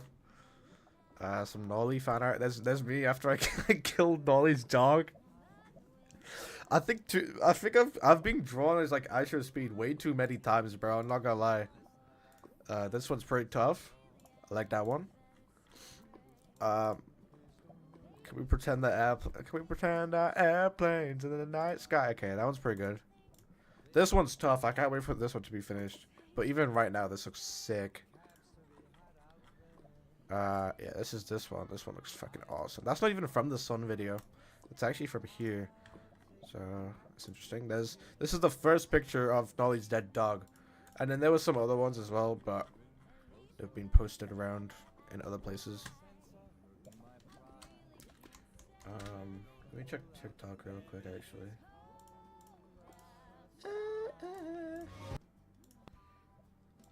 Oh yeah, so I told everyone if you're gonna make TikToks, use the hashtag NotVixios, and it's gone up by like 100 videos, which is pretty good. And there's some fire ass edits, bro. I'm not gonna lie. Down all the mirrors. Okay, that's pretty fucking loud. Yeah. Nolly's kind of dogless. Yeah, Nolly is kind of dogless, let's be honest. But yeah, we should watch one more video before we end the stream for tonight. I need to figure out what video we should watch, so. There's not many things to react to that are Minecraft related, though, I'm not gonna lie. And I feel like the stuff that I usually watch aren't very good for reacting. Like, I'm not gonna watch a Philly video, you know what I mean? And I'm not gonna watch like a 3-hour documentary with you, because it's pretty long.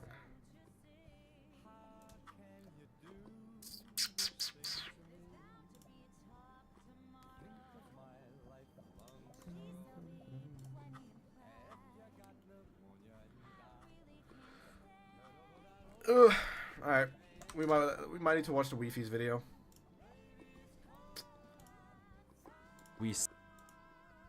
Let's do it. Let's do it. Let's watch the Wi-Fi's video. I bet a lot of you have already seen this, but I think it's a good way to end it off. Oh, this beginning looks really familiar. Alright.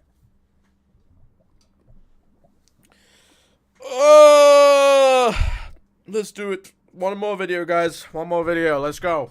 Searching for a world that doesn't exist. Okay, let me get out of the game.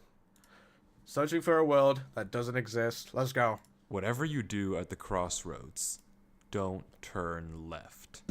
This is the first line in a book that Avery claims he did not write. Wait, Avery? 2 weeks ago, a YouTube channel called Avery the Mayo uploaded a YouTube video titled Weird Book I Did Not Write, where he shows us a mine that supposedly he never built. Inside the mine is a chest that Avery did not place, and inside the chest is a book that Avery did not write. Inside the book is a very strange message. Whatever you do at the crossroads, don't turn left. Don't be fooled, it's listening.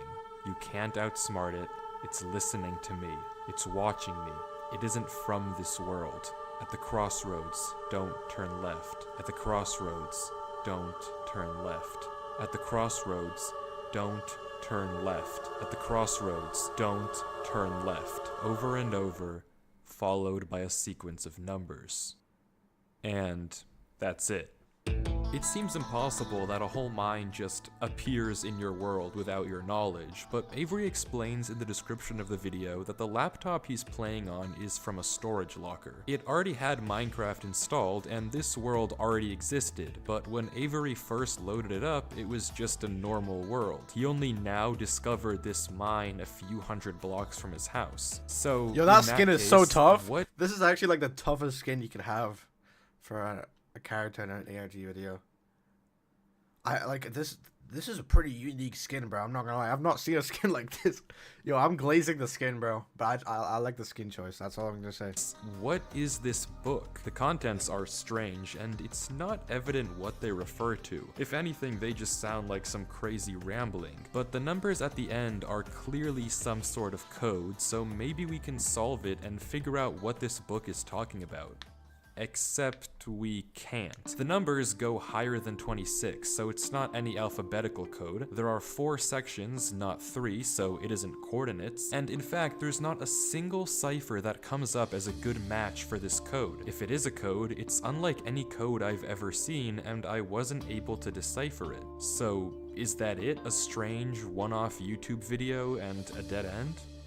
Not quite, because for 2 frames at the very end of the video, Avery's inventory flashes a random pattern of blocks, and this time there is a code, because taking the first letter of the name of every block and capitalizing it if there is more than one, you get a string that perfectly matches the length of a Google Drive link that when you enter takes you to a folder. And this is where the true mystery begins. The mystery of a Minecraft world that doesn't exist. Opening the video named Footage 1, we can see a player in the exact same spot Avery was in the last video, except now he has way more items than he had last time. Presumably this is from his house, and he's come to use this mine in survival as part of this world. The book is now gone from the chest, but it could be that Avery just burned it because it creeped him out, or it's just this book in his inventory. Regardless, Avery lines up with the other strip mine and begins to start a new one into the wall, but when he does, he finds this. Yo, it's a cave, bro. Nothing weird, it's just a cave, and Avery walks in to begin exploring, until he stops and sees this. It's hard to make out, but as he walks closer we can see what it is. Moss and grass. This is immediately a red flag because this kind of terrain does not generate in caves. Avery checks underneath it, but there's I thought this does happen. This is not. I'm pretty sure moss generates like that. Or at least it used to, I'm pretty sure. Cuz I remember when this cave update came out, there was like a way in the very beginning, patches of moss don't normally work like that. Okay. Near lush caves. Yeah, like there could be like a lush cave behind the wall. That's what I was thinking. Okay. Nothing else either. And when he runs back to grab his torches, he notices yet another patch of moss in the corner of the cave. Again, not natural, but not leading anywhere either. It's only when he heads back down the cave does he see it. A tree. Avery approaches the clump of greenery, okay, that's and not normal. There it is. A tree unlike any other oak tree in the entire game. Whatever this is, it isn't normal. Avery backtracks a bit, and we get a better look at this shrub, for lack of a better word. And after some hesitation and circling around it, Avery decides to try mining the tree. And he does, with no problem. It looks just like a normal tree, except... Oh, okay, yeah, I'm gonna glaze that sound design right now, bro. And circling around it, Avery decides to try mining the tree.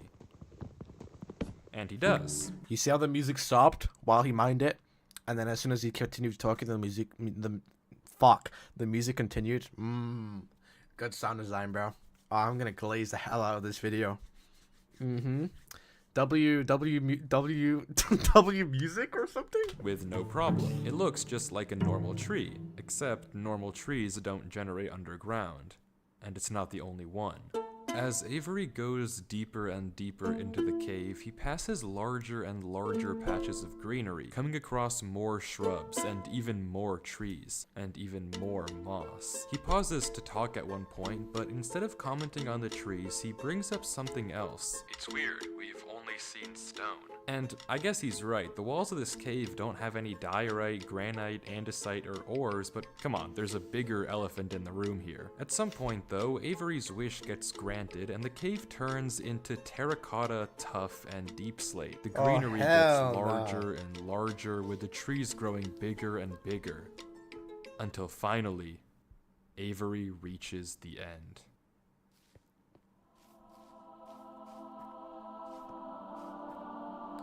What the hell is this, bro?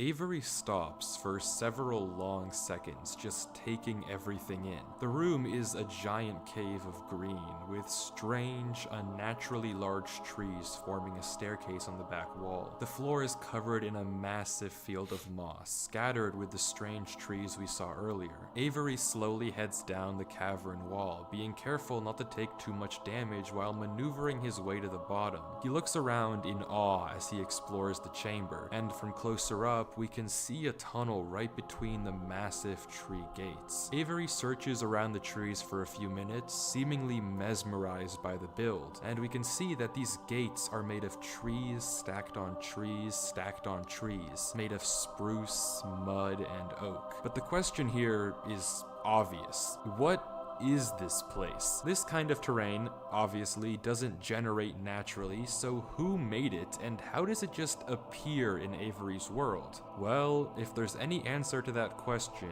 it's through this tunnel, because finally Avery decides to stop sightseeing and heads down the tunnel at the center of the room. Avery walks through the mud brick tunnel, turning to glance behind him every few steps, but of course, nothing is there. The world is set to single player. At least, it seems that way. Oh, hell until nah. this happens. Something is wrong. It's almost impossible to notice, but at the far edge of the tunnel, the first pair of torches have suddenly been wiped out. Avery stares for a few seconds and continues walking. Another pair of torches is gone. Oh, hell nah! Yo, I would actually be pooping myself. I'm not scared of torches turning off.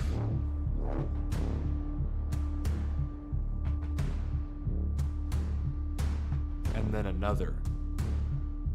I don't know what kind of practical joke this is, but I already heard you in the... Oh, God.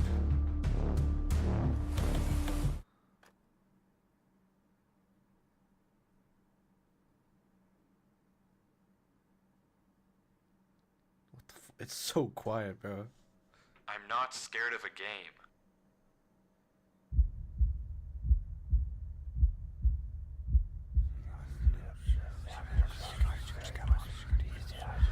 Oh my God.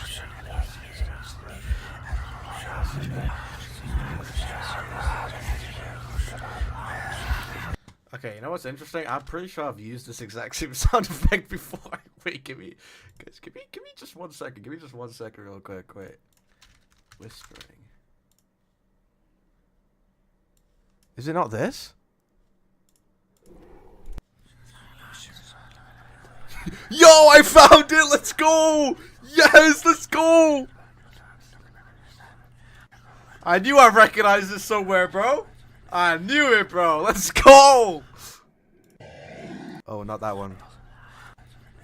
Ah, that's crazy. Now, I haven't seen this video. I remember I watched it, but it was on the other monitor, so I wasn't fully invested. But then I recognized some of these parts from edits and stuff like that.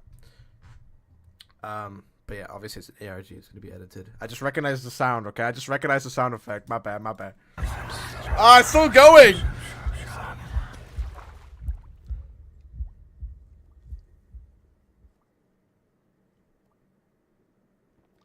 Is he going to drown?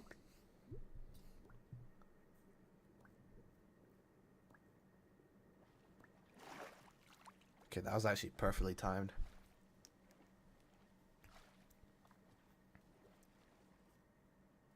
I don't know why I just jumped down. I wasn't scared. But I felt compelled. I've never felt like that in my life. What is going on here? Things just went from strange to incredibly creepy in a matter of seconds. This doesn't just happen on a normal world, but Avery did say he found this world on a computer he got from a storage locker. So maybe this is just a world that the old owner of this computer created, and it's just some strange adventure horror map. Case closed. Except it's not, because the video files aren't the only thing in this Google Drive folder. If you remember, there's also this PDF, and opening it, we see this. My exploration into a strange tunnel I found in my Minecraft world. I've been playing this world for a while and just discovered this. This is my documentation of the search. Notably, when I installed Minecraft, this world came pre-created. Always thought that was a little strange, but I'm not really sure. This seems okay enough, but remember what Avery said earlier. He found this computer in a storage locker with Minecraft installed. Not he installed Minecraft and this world was there. Admittedly, it's a pretty small difference, but still, why the conflicting stories? Something you may have also noticed that I can't explain is why Avery's name is now censored. He wasn't censored in the previous videos, but now he's both hidden his name and changed his skin, almost like he's hiding from something. Oh, and but it's there's still a lot more of this. The length of the name looks different. His skin almost is like that doesn't look like the real Mayo. That looks a little bit shorter, but I could be seeing things. Now censored. He wasn't censored in the previous videos, but now he's both hidden his name and changed his skin, almost like he's hiding from something. But there's still a lot more of this footage, and if you want to figure out what's happening in this world, why it exists, and what it has to do with Avery, we have to keep watching, as Avery runs from whatever it is that's hiding in this world. Avery says he has to keep moving, even if he doesn't exactly know why, and the only way to go is down. Avery takes a leap into the giant pool of water before him and swims down into a junction of tunnels. After some hesitation, he burrows himself in the left wall for air before swimming down the left tunnel. He continues to navigate through the dark water, the tunnel getting narrower and narrower, with no end in sight. Yeah, this music is so good, bro.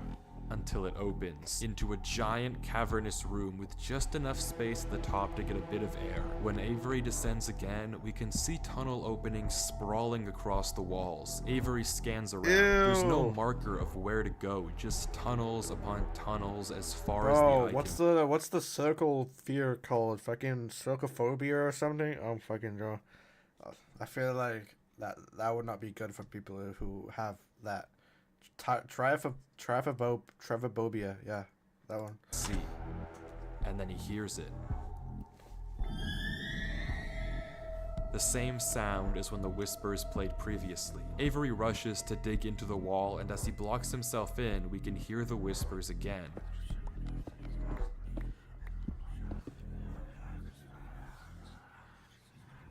Quieter, but still there, as if they're passing by him. When the coast is clear, Avery digs out. But now what? He has no choice but to gamble on a tunnel and hope it's correct. He scans the walls again, no obvious sign of which one to pick. So finally, he rolls the dice.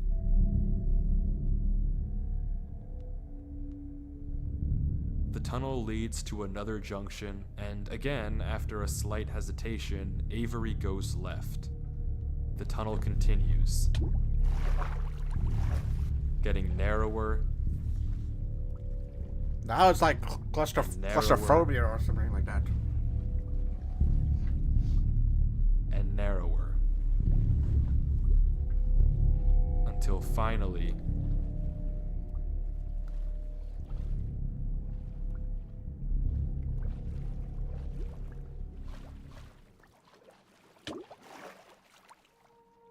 what the hell? I thought he was gonna be on the in the finds ocean. himself in the oasis.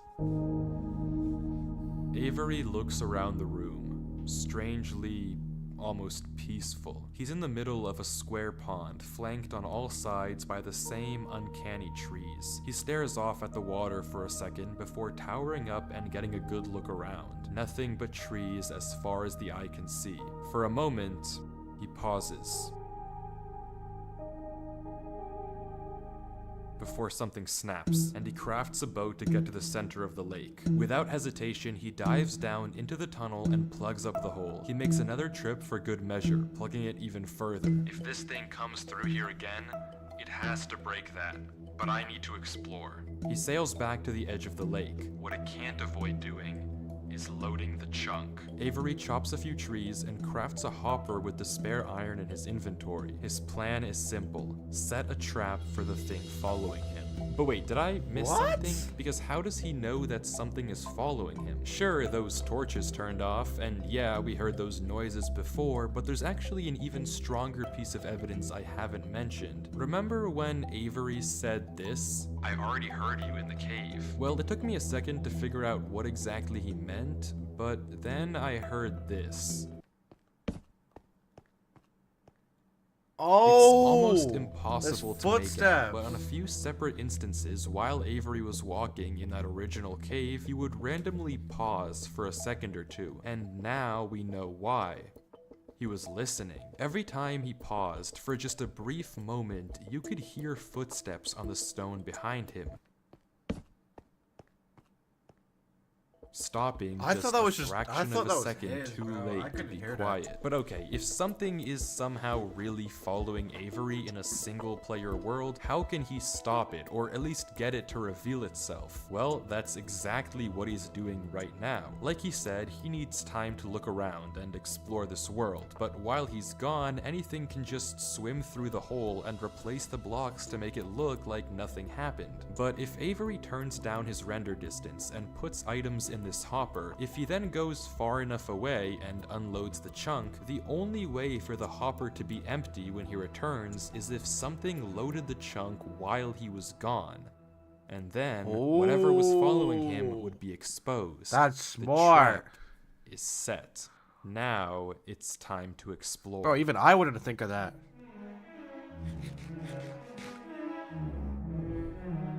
Oh, this is where I know the song from. This song's so fire, bro.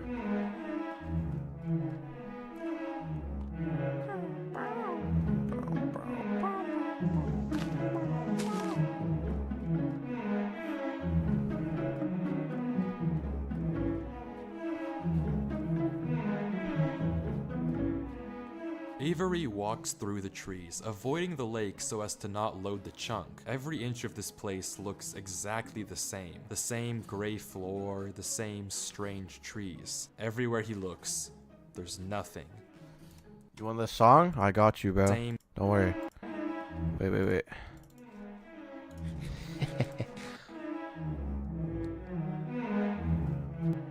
There you go. Mysterious Ways by Skria. There you go.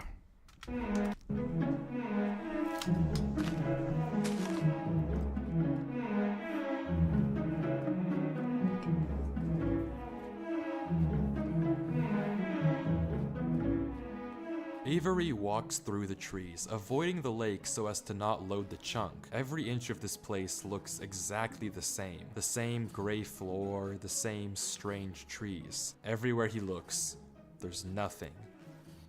Until, just in the corner of the screen, there's a sign. But it's hard to spot, and Avery doesn't seem to see it, and he keeps walking. Then he pauses. Interesting. That's the third sign we've seen so far. Oh, he does see What? them. Where? Third sign? I've only seen this one. But it turns out he's right. Going back and re-watching the footage, just barely hidden in the corners of the screen are two other signs Avery crossed earlier in the recording. Yeah, I'm not gonna lie, bro. This is like the first time like the main character from an ARG is actually smart, bro. Usually they just like miss everything, but this time this guy's like, all right, so we've seen 3 already. You know, like this guy's probably the smartest character from any ARG I've seen. Usually that blind though he gave no indication at the time that he noticed them. Avery goes back to all 3 signs. All of them are blank, so I don't know what to make of it, but Avery seems to be satisfied and he explains why. These signs all seem to point to one place. Both of these angled ones point in the same direction. And he's right. If you line up a coordinate grid with the location this guy's and smart. location of the signs, you get this. So he's right, all of them point a certain way, and if you trace out their intersection, it hits one specific point. He also pulls off this brilliant move, which you rarely see from these protagonists, by turning the difficulty to peaceful because he ran out of food. Absolutely genius. But with that said, he returns to the lake to check on his contraption. And nothing showed up. Items are still flowing out of the hopper, which would be impossible if anything had loaded the chunk. Avery tells us exactly this. Nothing came through. Not to mention, This guy's the blocks smart, are bro. still in the same position Avery placed them to plug the hole. Now that he's shaken off whatever was following him, Avery sails back, presumably to find the intersection points of the signs. But before he does that, he opens up chat and says this. Something is here. What? How? Why is Avery saying that? Why isn't he sending it in chat? What did he see? I don't know if it can hear me, but I'm not taking any chances. The grass block. When Avery left the chunk, he didn't just set one trap for the entity, he set 2. Without mentioning anything to us, he placed a grass block next to a block. Bro, this guy's so Minecraft, smart. Grass can't spread if the chunk isn't loaded. The only way that this block is now grass is if something other than Avery loaded this chunk. I'm not scared, but my gut says to keep moving. But what if? But then how did the hopper stop, but the grass didn't? That's what's confusing for me now. Oh, I don't know if you heard that. That was my belly.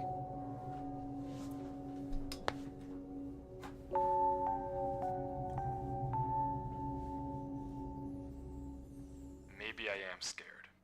Oh, yo, I heard that one in an edit, bro. Oh, yo, maybe I am scared. And then I'm right where you left me. Oh my god, bro. Wait.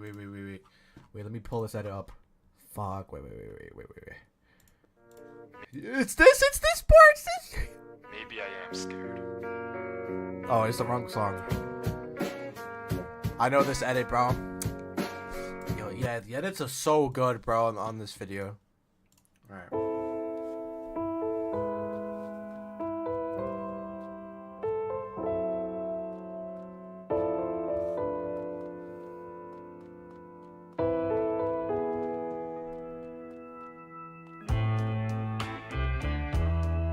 Yo, this song is fire as well. What the hell? The other sign was pointed head on. I failed you so many times. I committed so many crimes. What's a banger? And I was pretty Yo, let me grab the song for you guys. Don't worry. sure of myself. Home again. Gave me reasons to be somebody else. Baby, I'm home again.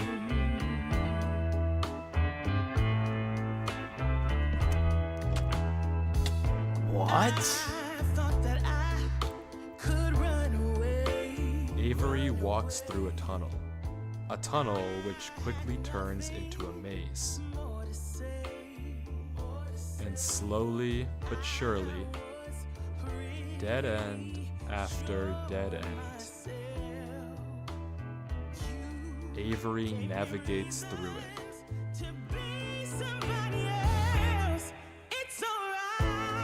Yo, I'm such a Weethy's Glazer, bro. What a banger song.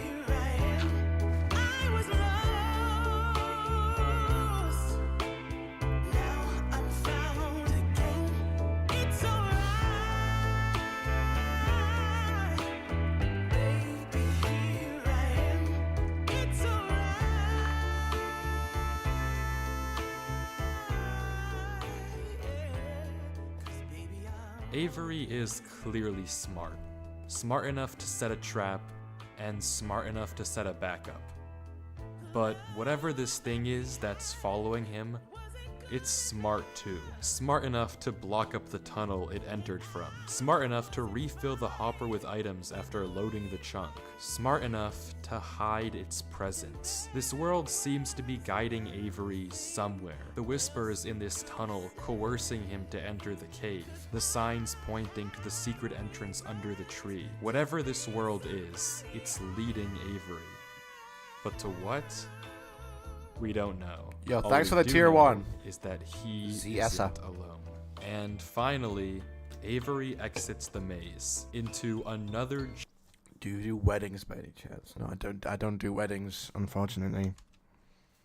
Thanks for the €2.50 though. I'm gonna buy myself a white monster with that. And finally, Avery exits the maze into another giant room with what looks like a cipher above a door, with 3 levers right in front of it. Avery stares up at it, says he'll need a pen and paper, and blocks up the tunnel where he came from. The footage ends with him staring up at the code, deep in thought. From what I can see, the code atop the doorway looks something like this. It doesn't immediately remind me of anything, and plugging it into a cipher decoder gives me no ideas either. Running each of the candidate ciphers just gives gibberish every single time. Whatever this code is, there's unfortunately no way that I, or Avery, can solve it. The second half of the footage picks up with 17 minutes of just staring at the wall. And then he gets it. Okay, I guess it was solvable. Avery says it's a good poem, but doesn't actually reveal what it said, only that it uses cipher stacking, a technique where 2 ciphers are layered one on top of the other to make a code almost undecipherable. How Avery actually solved it with a pen and paper is beyond me, but the puzzle isn't over. Yo, gay Simo out Tati mate. Thanks for gifting 1 membership, bro. Really appreciate it. Yet, there's still this gate, which Avery suspects is some sort of combination lock. But instead of a pen and paper, his solution this time is a bit more, how do I put this? Efficient. Yo, is he just gonna break for it?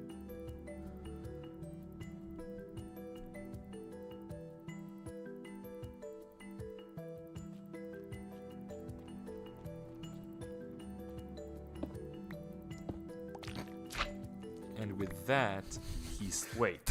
Who's Durlord 3? For the first time in this footage, Avery's censor bar lingers for just a second too short, and we get a glimpse of the name. This isn't... Oh my god, okay, wait. I have another edit to pull up. Give me a second. Wait. Who's Durlord? Also, I gifted memberships. Yeah, I forgot to mention that. I did that off screen. Fuck, my TikTok repost not loading, bro. Wait. Do you think... For fuck's sake, man. Do you think... Give me a second.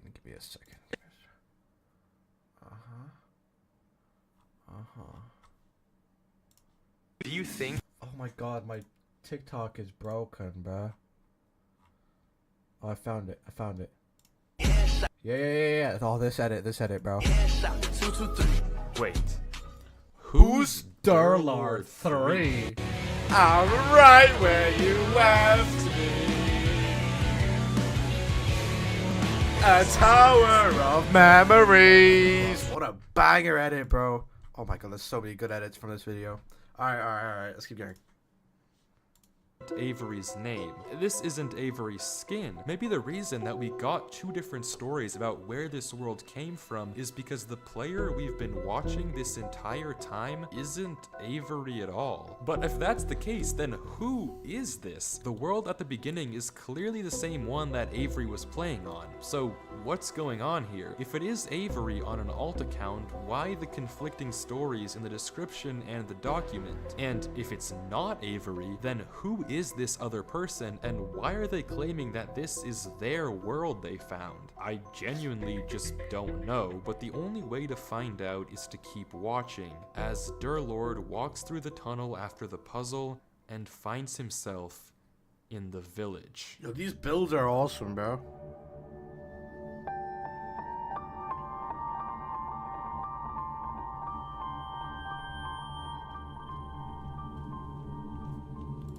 Yo, GeoVix, that's becoming a tier 1, bro.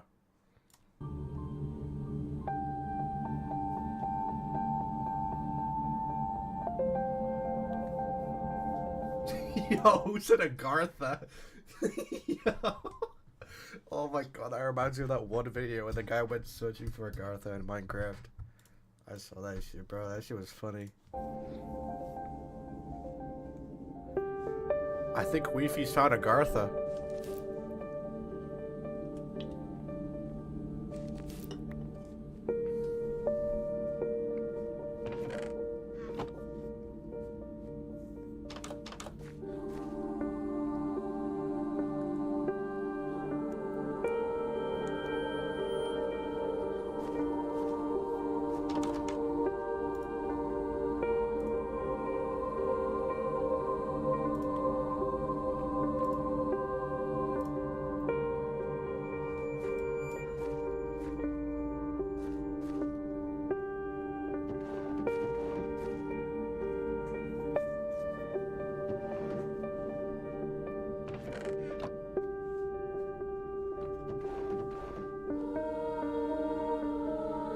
Yo, another banger song, bro.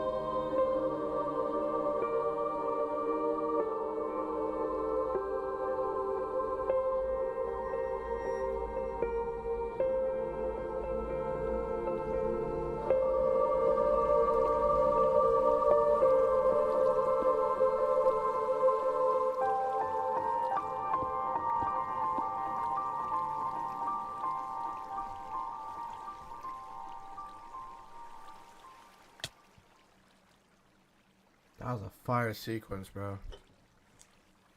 It's empty.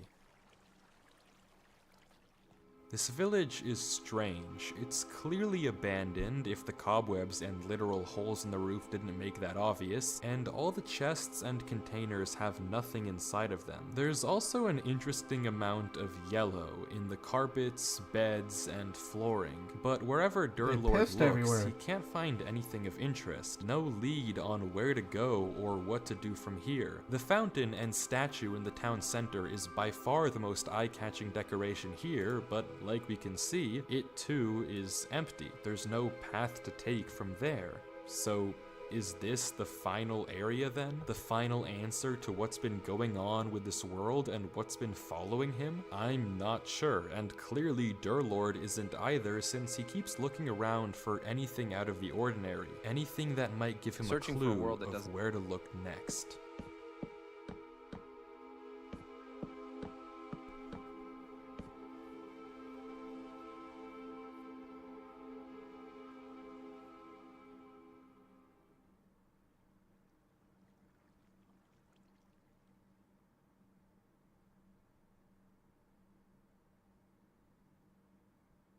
What's he looking at?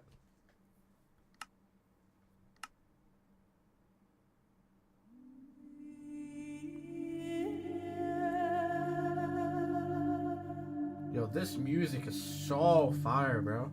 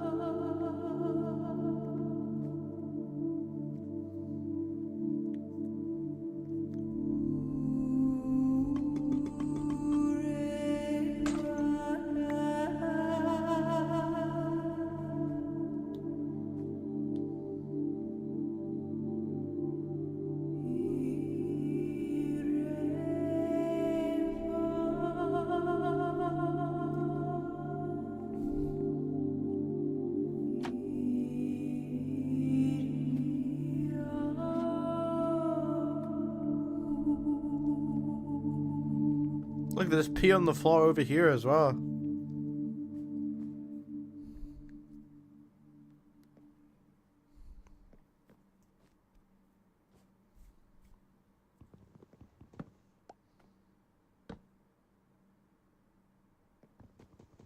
Bro, it's actually...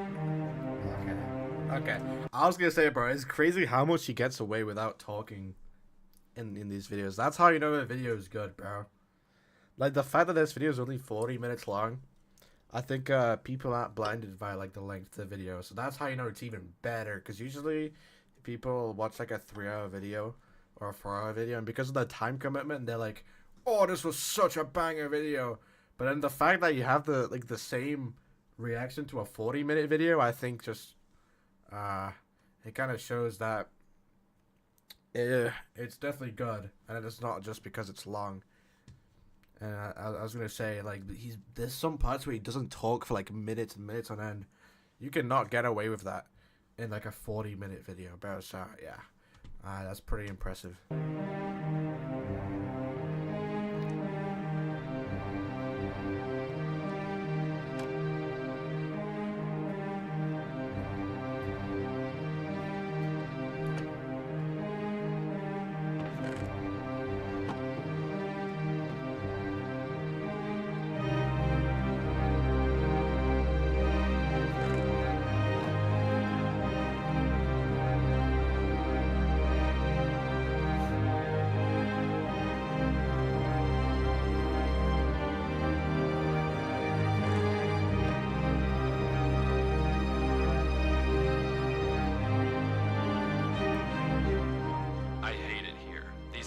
Are insufferable.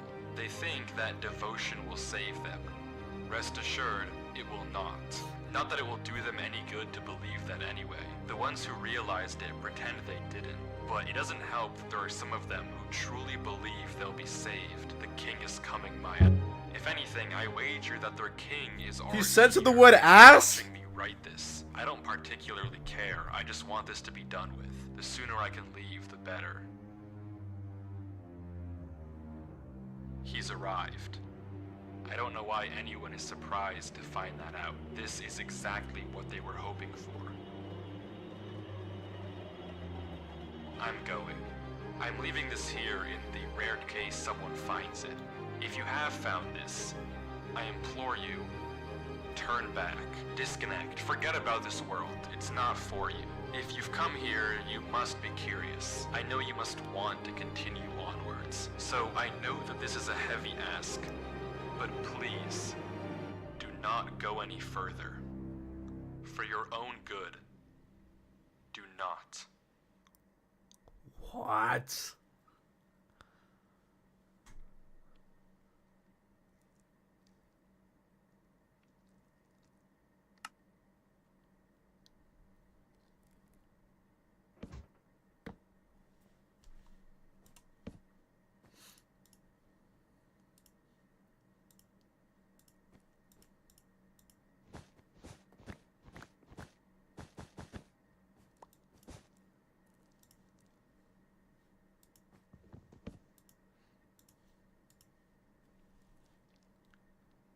Like, bro, how, like, you cannot get away with doing this, like, little editing in a video. It's actually insane.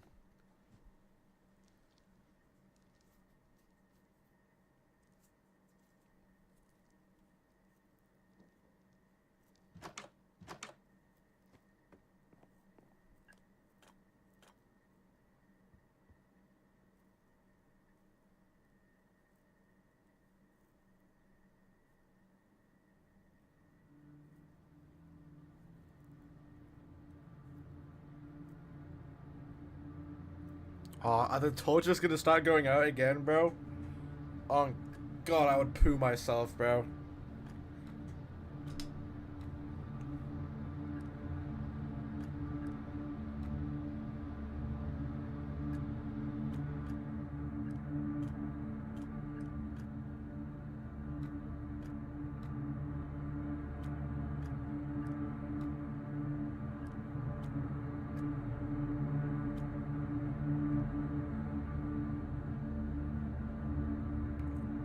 Oh, these the crossroads.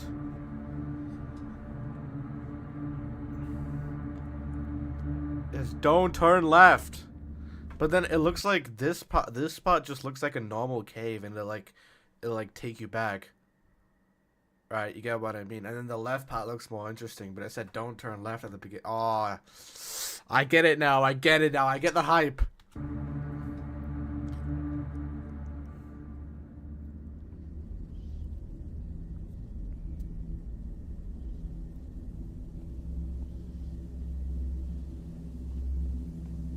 That's my guy. I would have gone left as well, bro. I'm not gonna lie.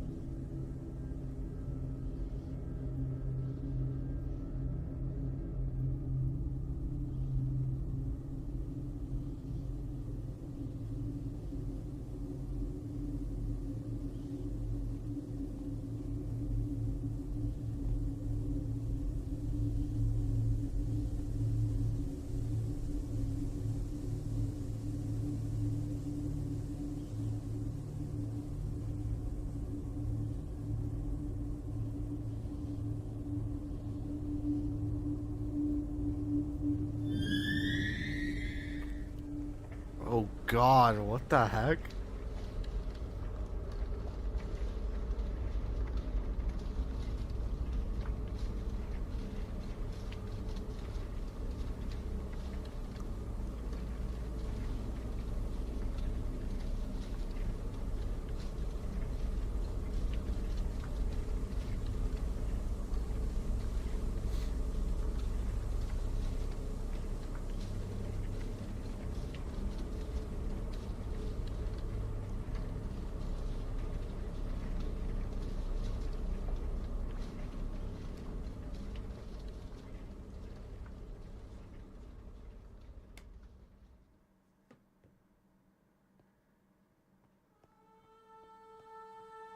Oh hell no, bro.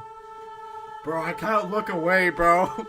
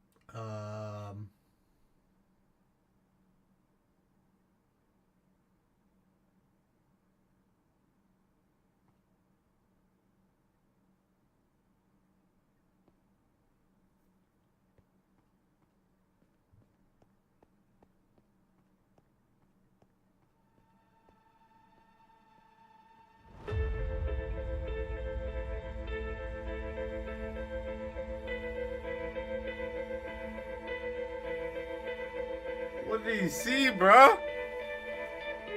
Now he's going right.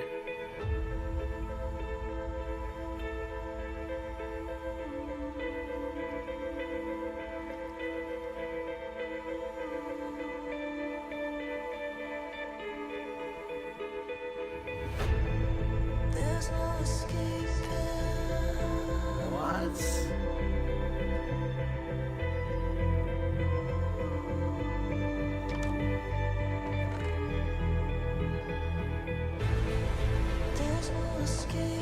Whatever you do at the crossroads, don't turn left. Don't be fooled. It's listening. You can't outsmart it.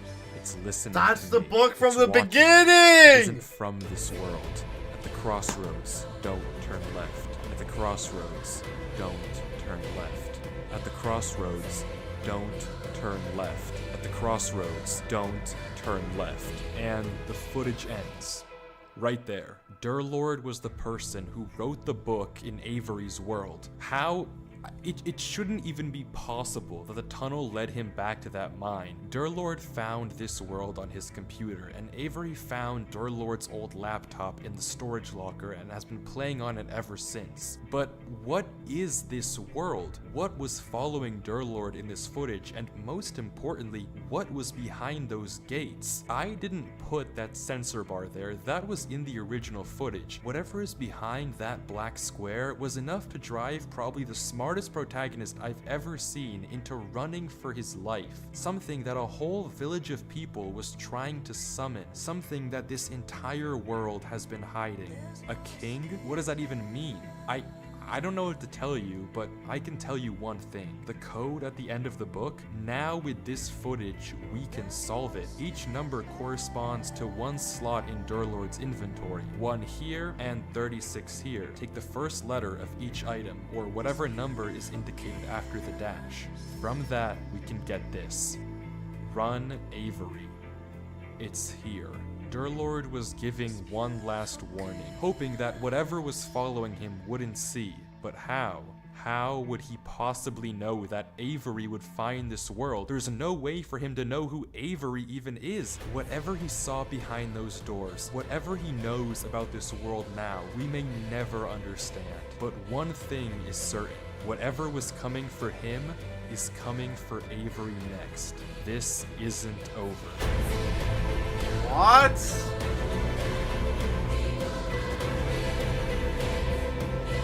Yo, oh god, I was leaned in that whole time. Bro, I think I just got like a spinal issue or something leaning into this.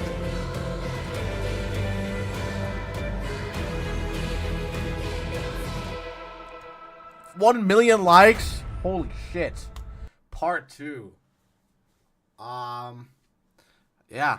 That's crazy. Can someone give me the law breakdown? What was behind that black bar? I know it's something to do with the king in yellow or something like that. But not when I was talking to I don't even know if I can say this. I was talking to Weefies. I was asking what his next video was gonna be. I don't think I can say anything, to be honest. I don't want to say anything without asking him first. But all I know is that like he has crazy stuff planned, because it's probably a lot of stress to double down. Not double down, but do something even better than something that banged so hard. You know? It's like having a video do so good and then your next video has to be just as good or better. That's probably quite a lot of stress. That's kind of like the thing we were talking about. It was most likely the king in yellow. We suspect Durlord got infinite knowledge, and that's how he knows about Avery. But you're alright. That's interesting, though. I don't think I fully understand it, though. I feel like I gave it my 100% attention, and I still don't feel like I fully understand it. But that does kind of make sense, because it ended on a cliffhanger. The king in yellow. King in yellow. The king in yellow. Yeah. I think I've seen something about the king in yellow. I'm pretty sure while I was watching this on my homepage, I had a video about the king in yellow get recommended. Yeah. I had this Wendigoon video get recommended, so honestly, I might even watch that. 3.5 hours. Anyways, let's put on some Christmas music to end the night. Anyways, thank you guys for coming on the stream today.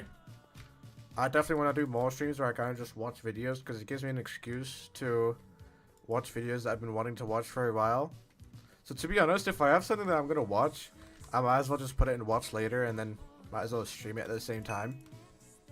Kind of makes it feel more productive than just, you know, watching videos in my spare time. And also I get to have like a little chat on the side. It's like having a little group of people be like, oh yeah, good video, you know, on the side. The king in yellow, basically people go insane with infinite knowledge. Yeah, I'll probably look into that, to be honest. I'll watch that 3.5 hour long Wendigoon video. Merry Christmas, everyone. Join my Discord server so you know when I next stream. And for a bunch of other good stuff. Thanks for tuning into the stream. Wait, let me put myself right there. Oh yeah. It was Nolly's search history behind the the wall. Yeah. Yes, it was. Exactly. All right, everyone. Join the Discord. Merry Christmas. Have fun. And just be good. Yeah, that's about it. All right.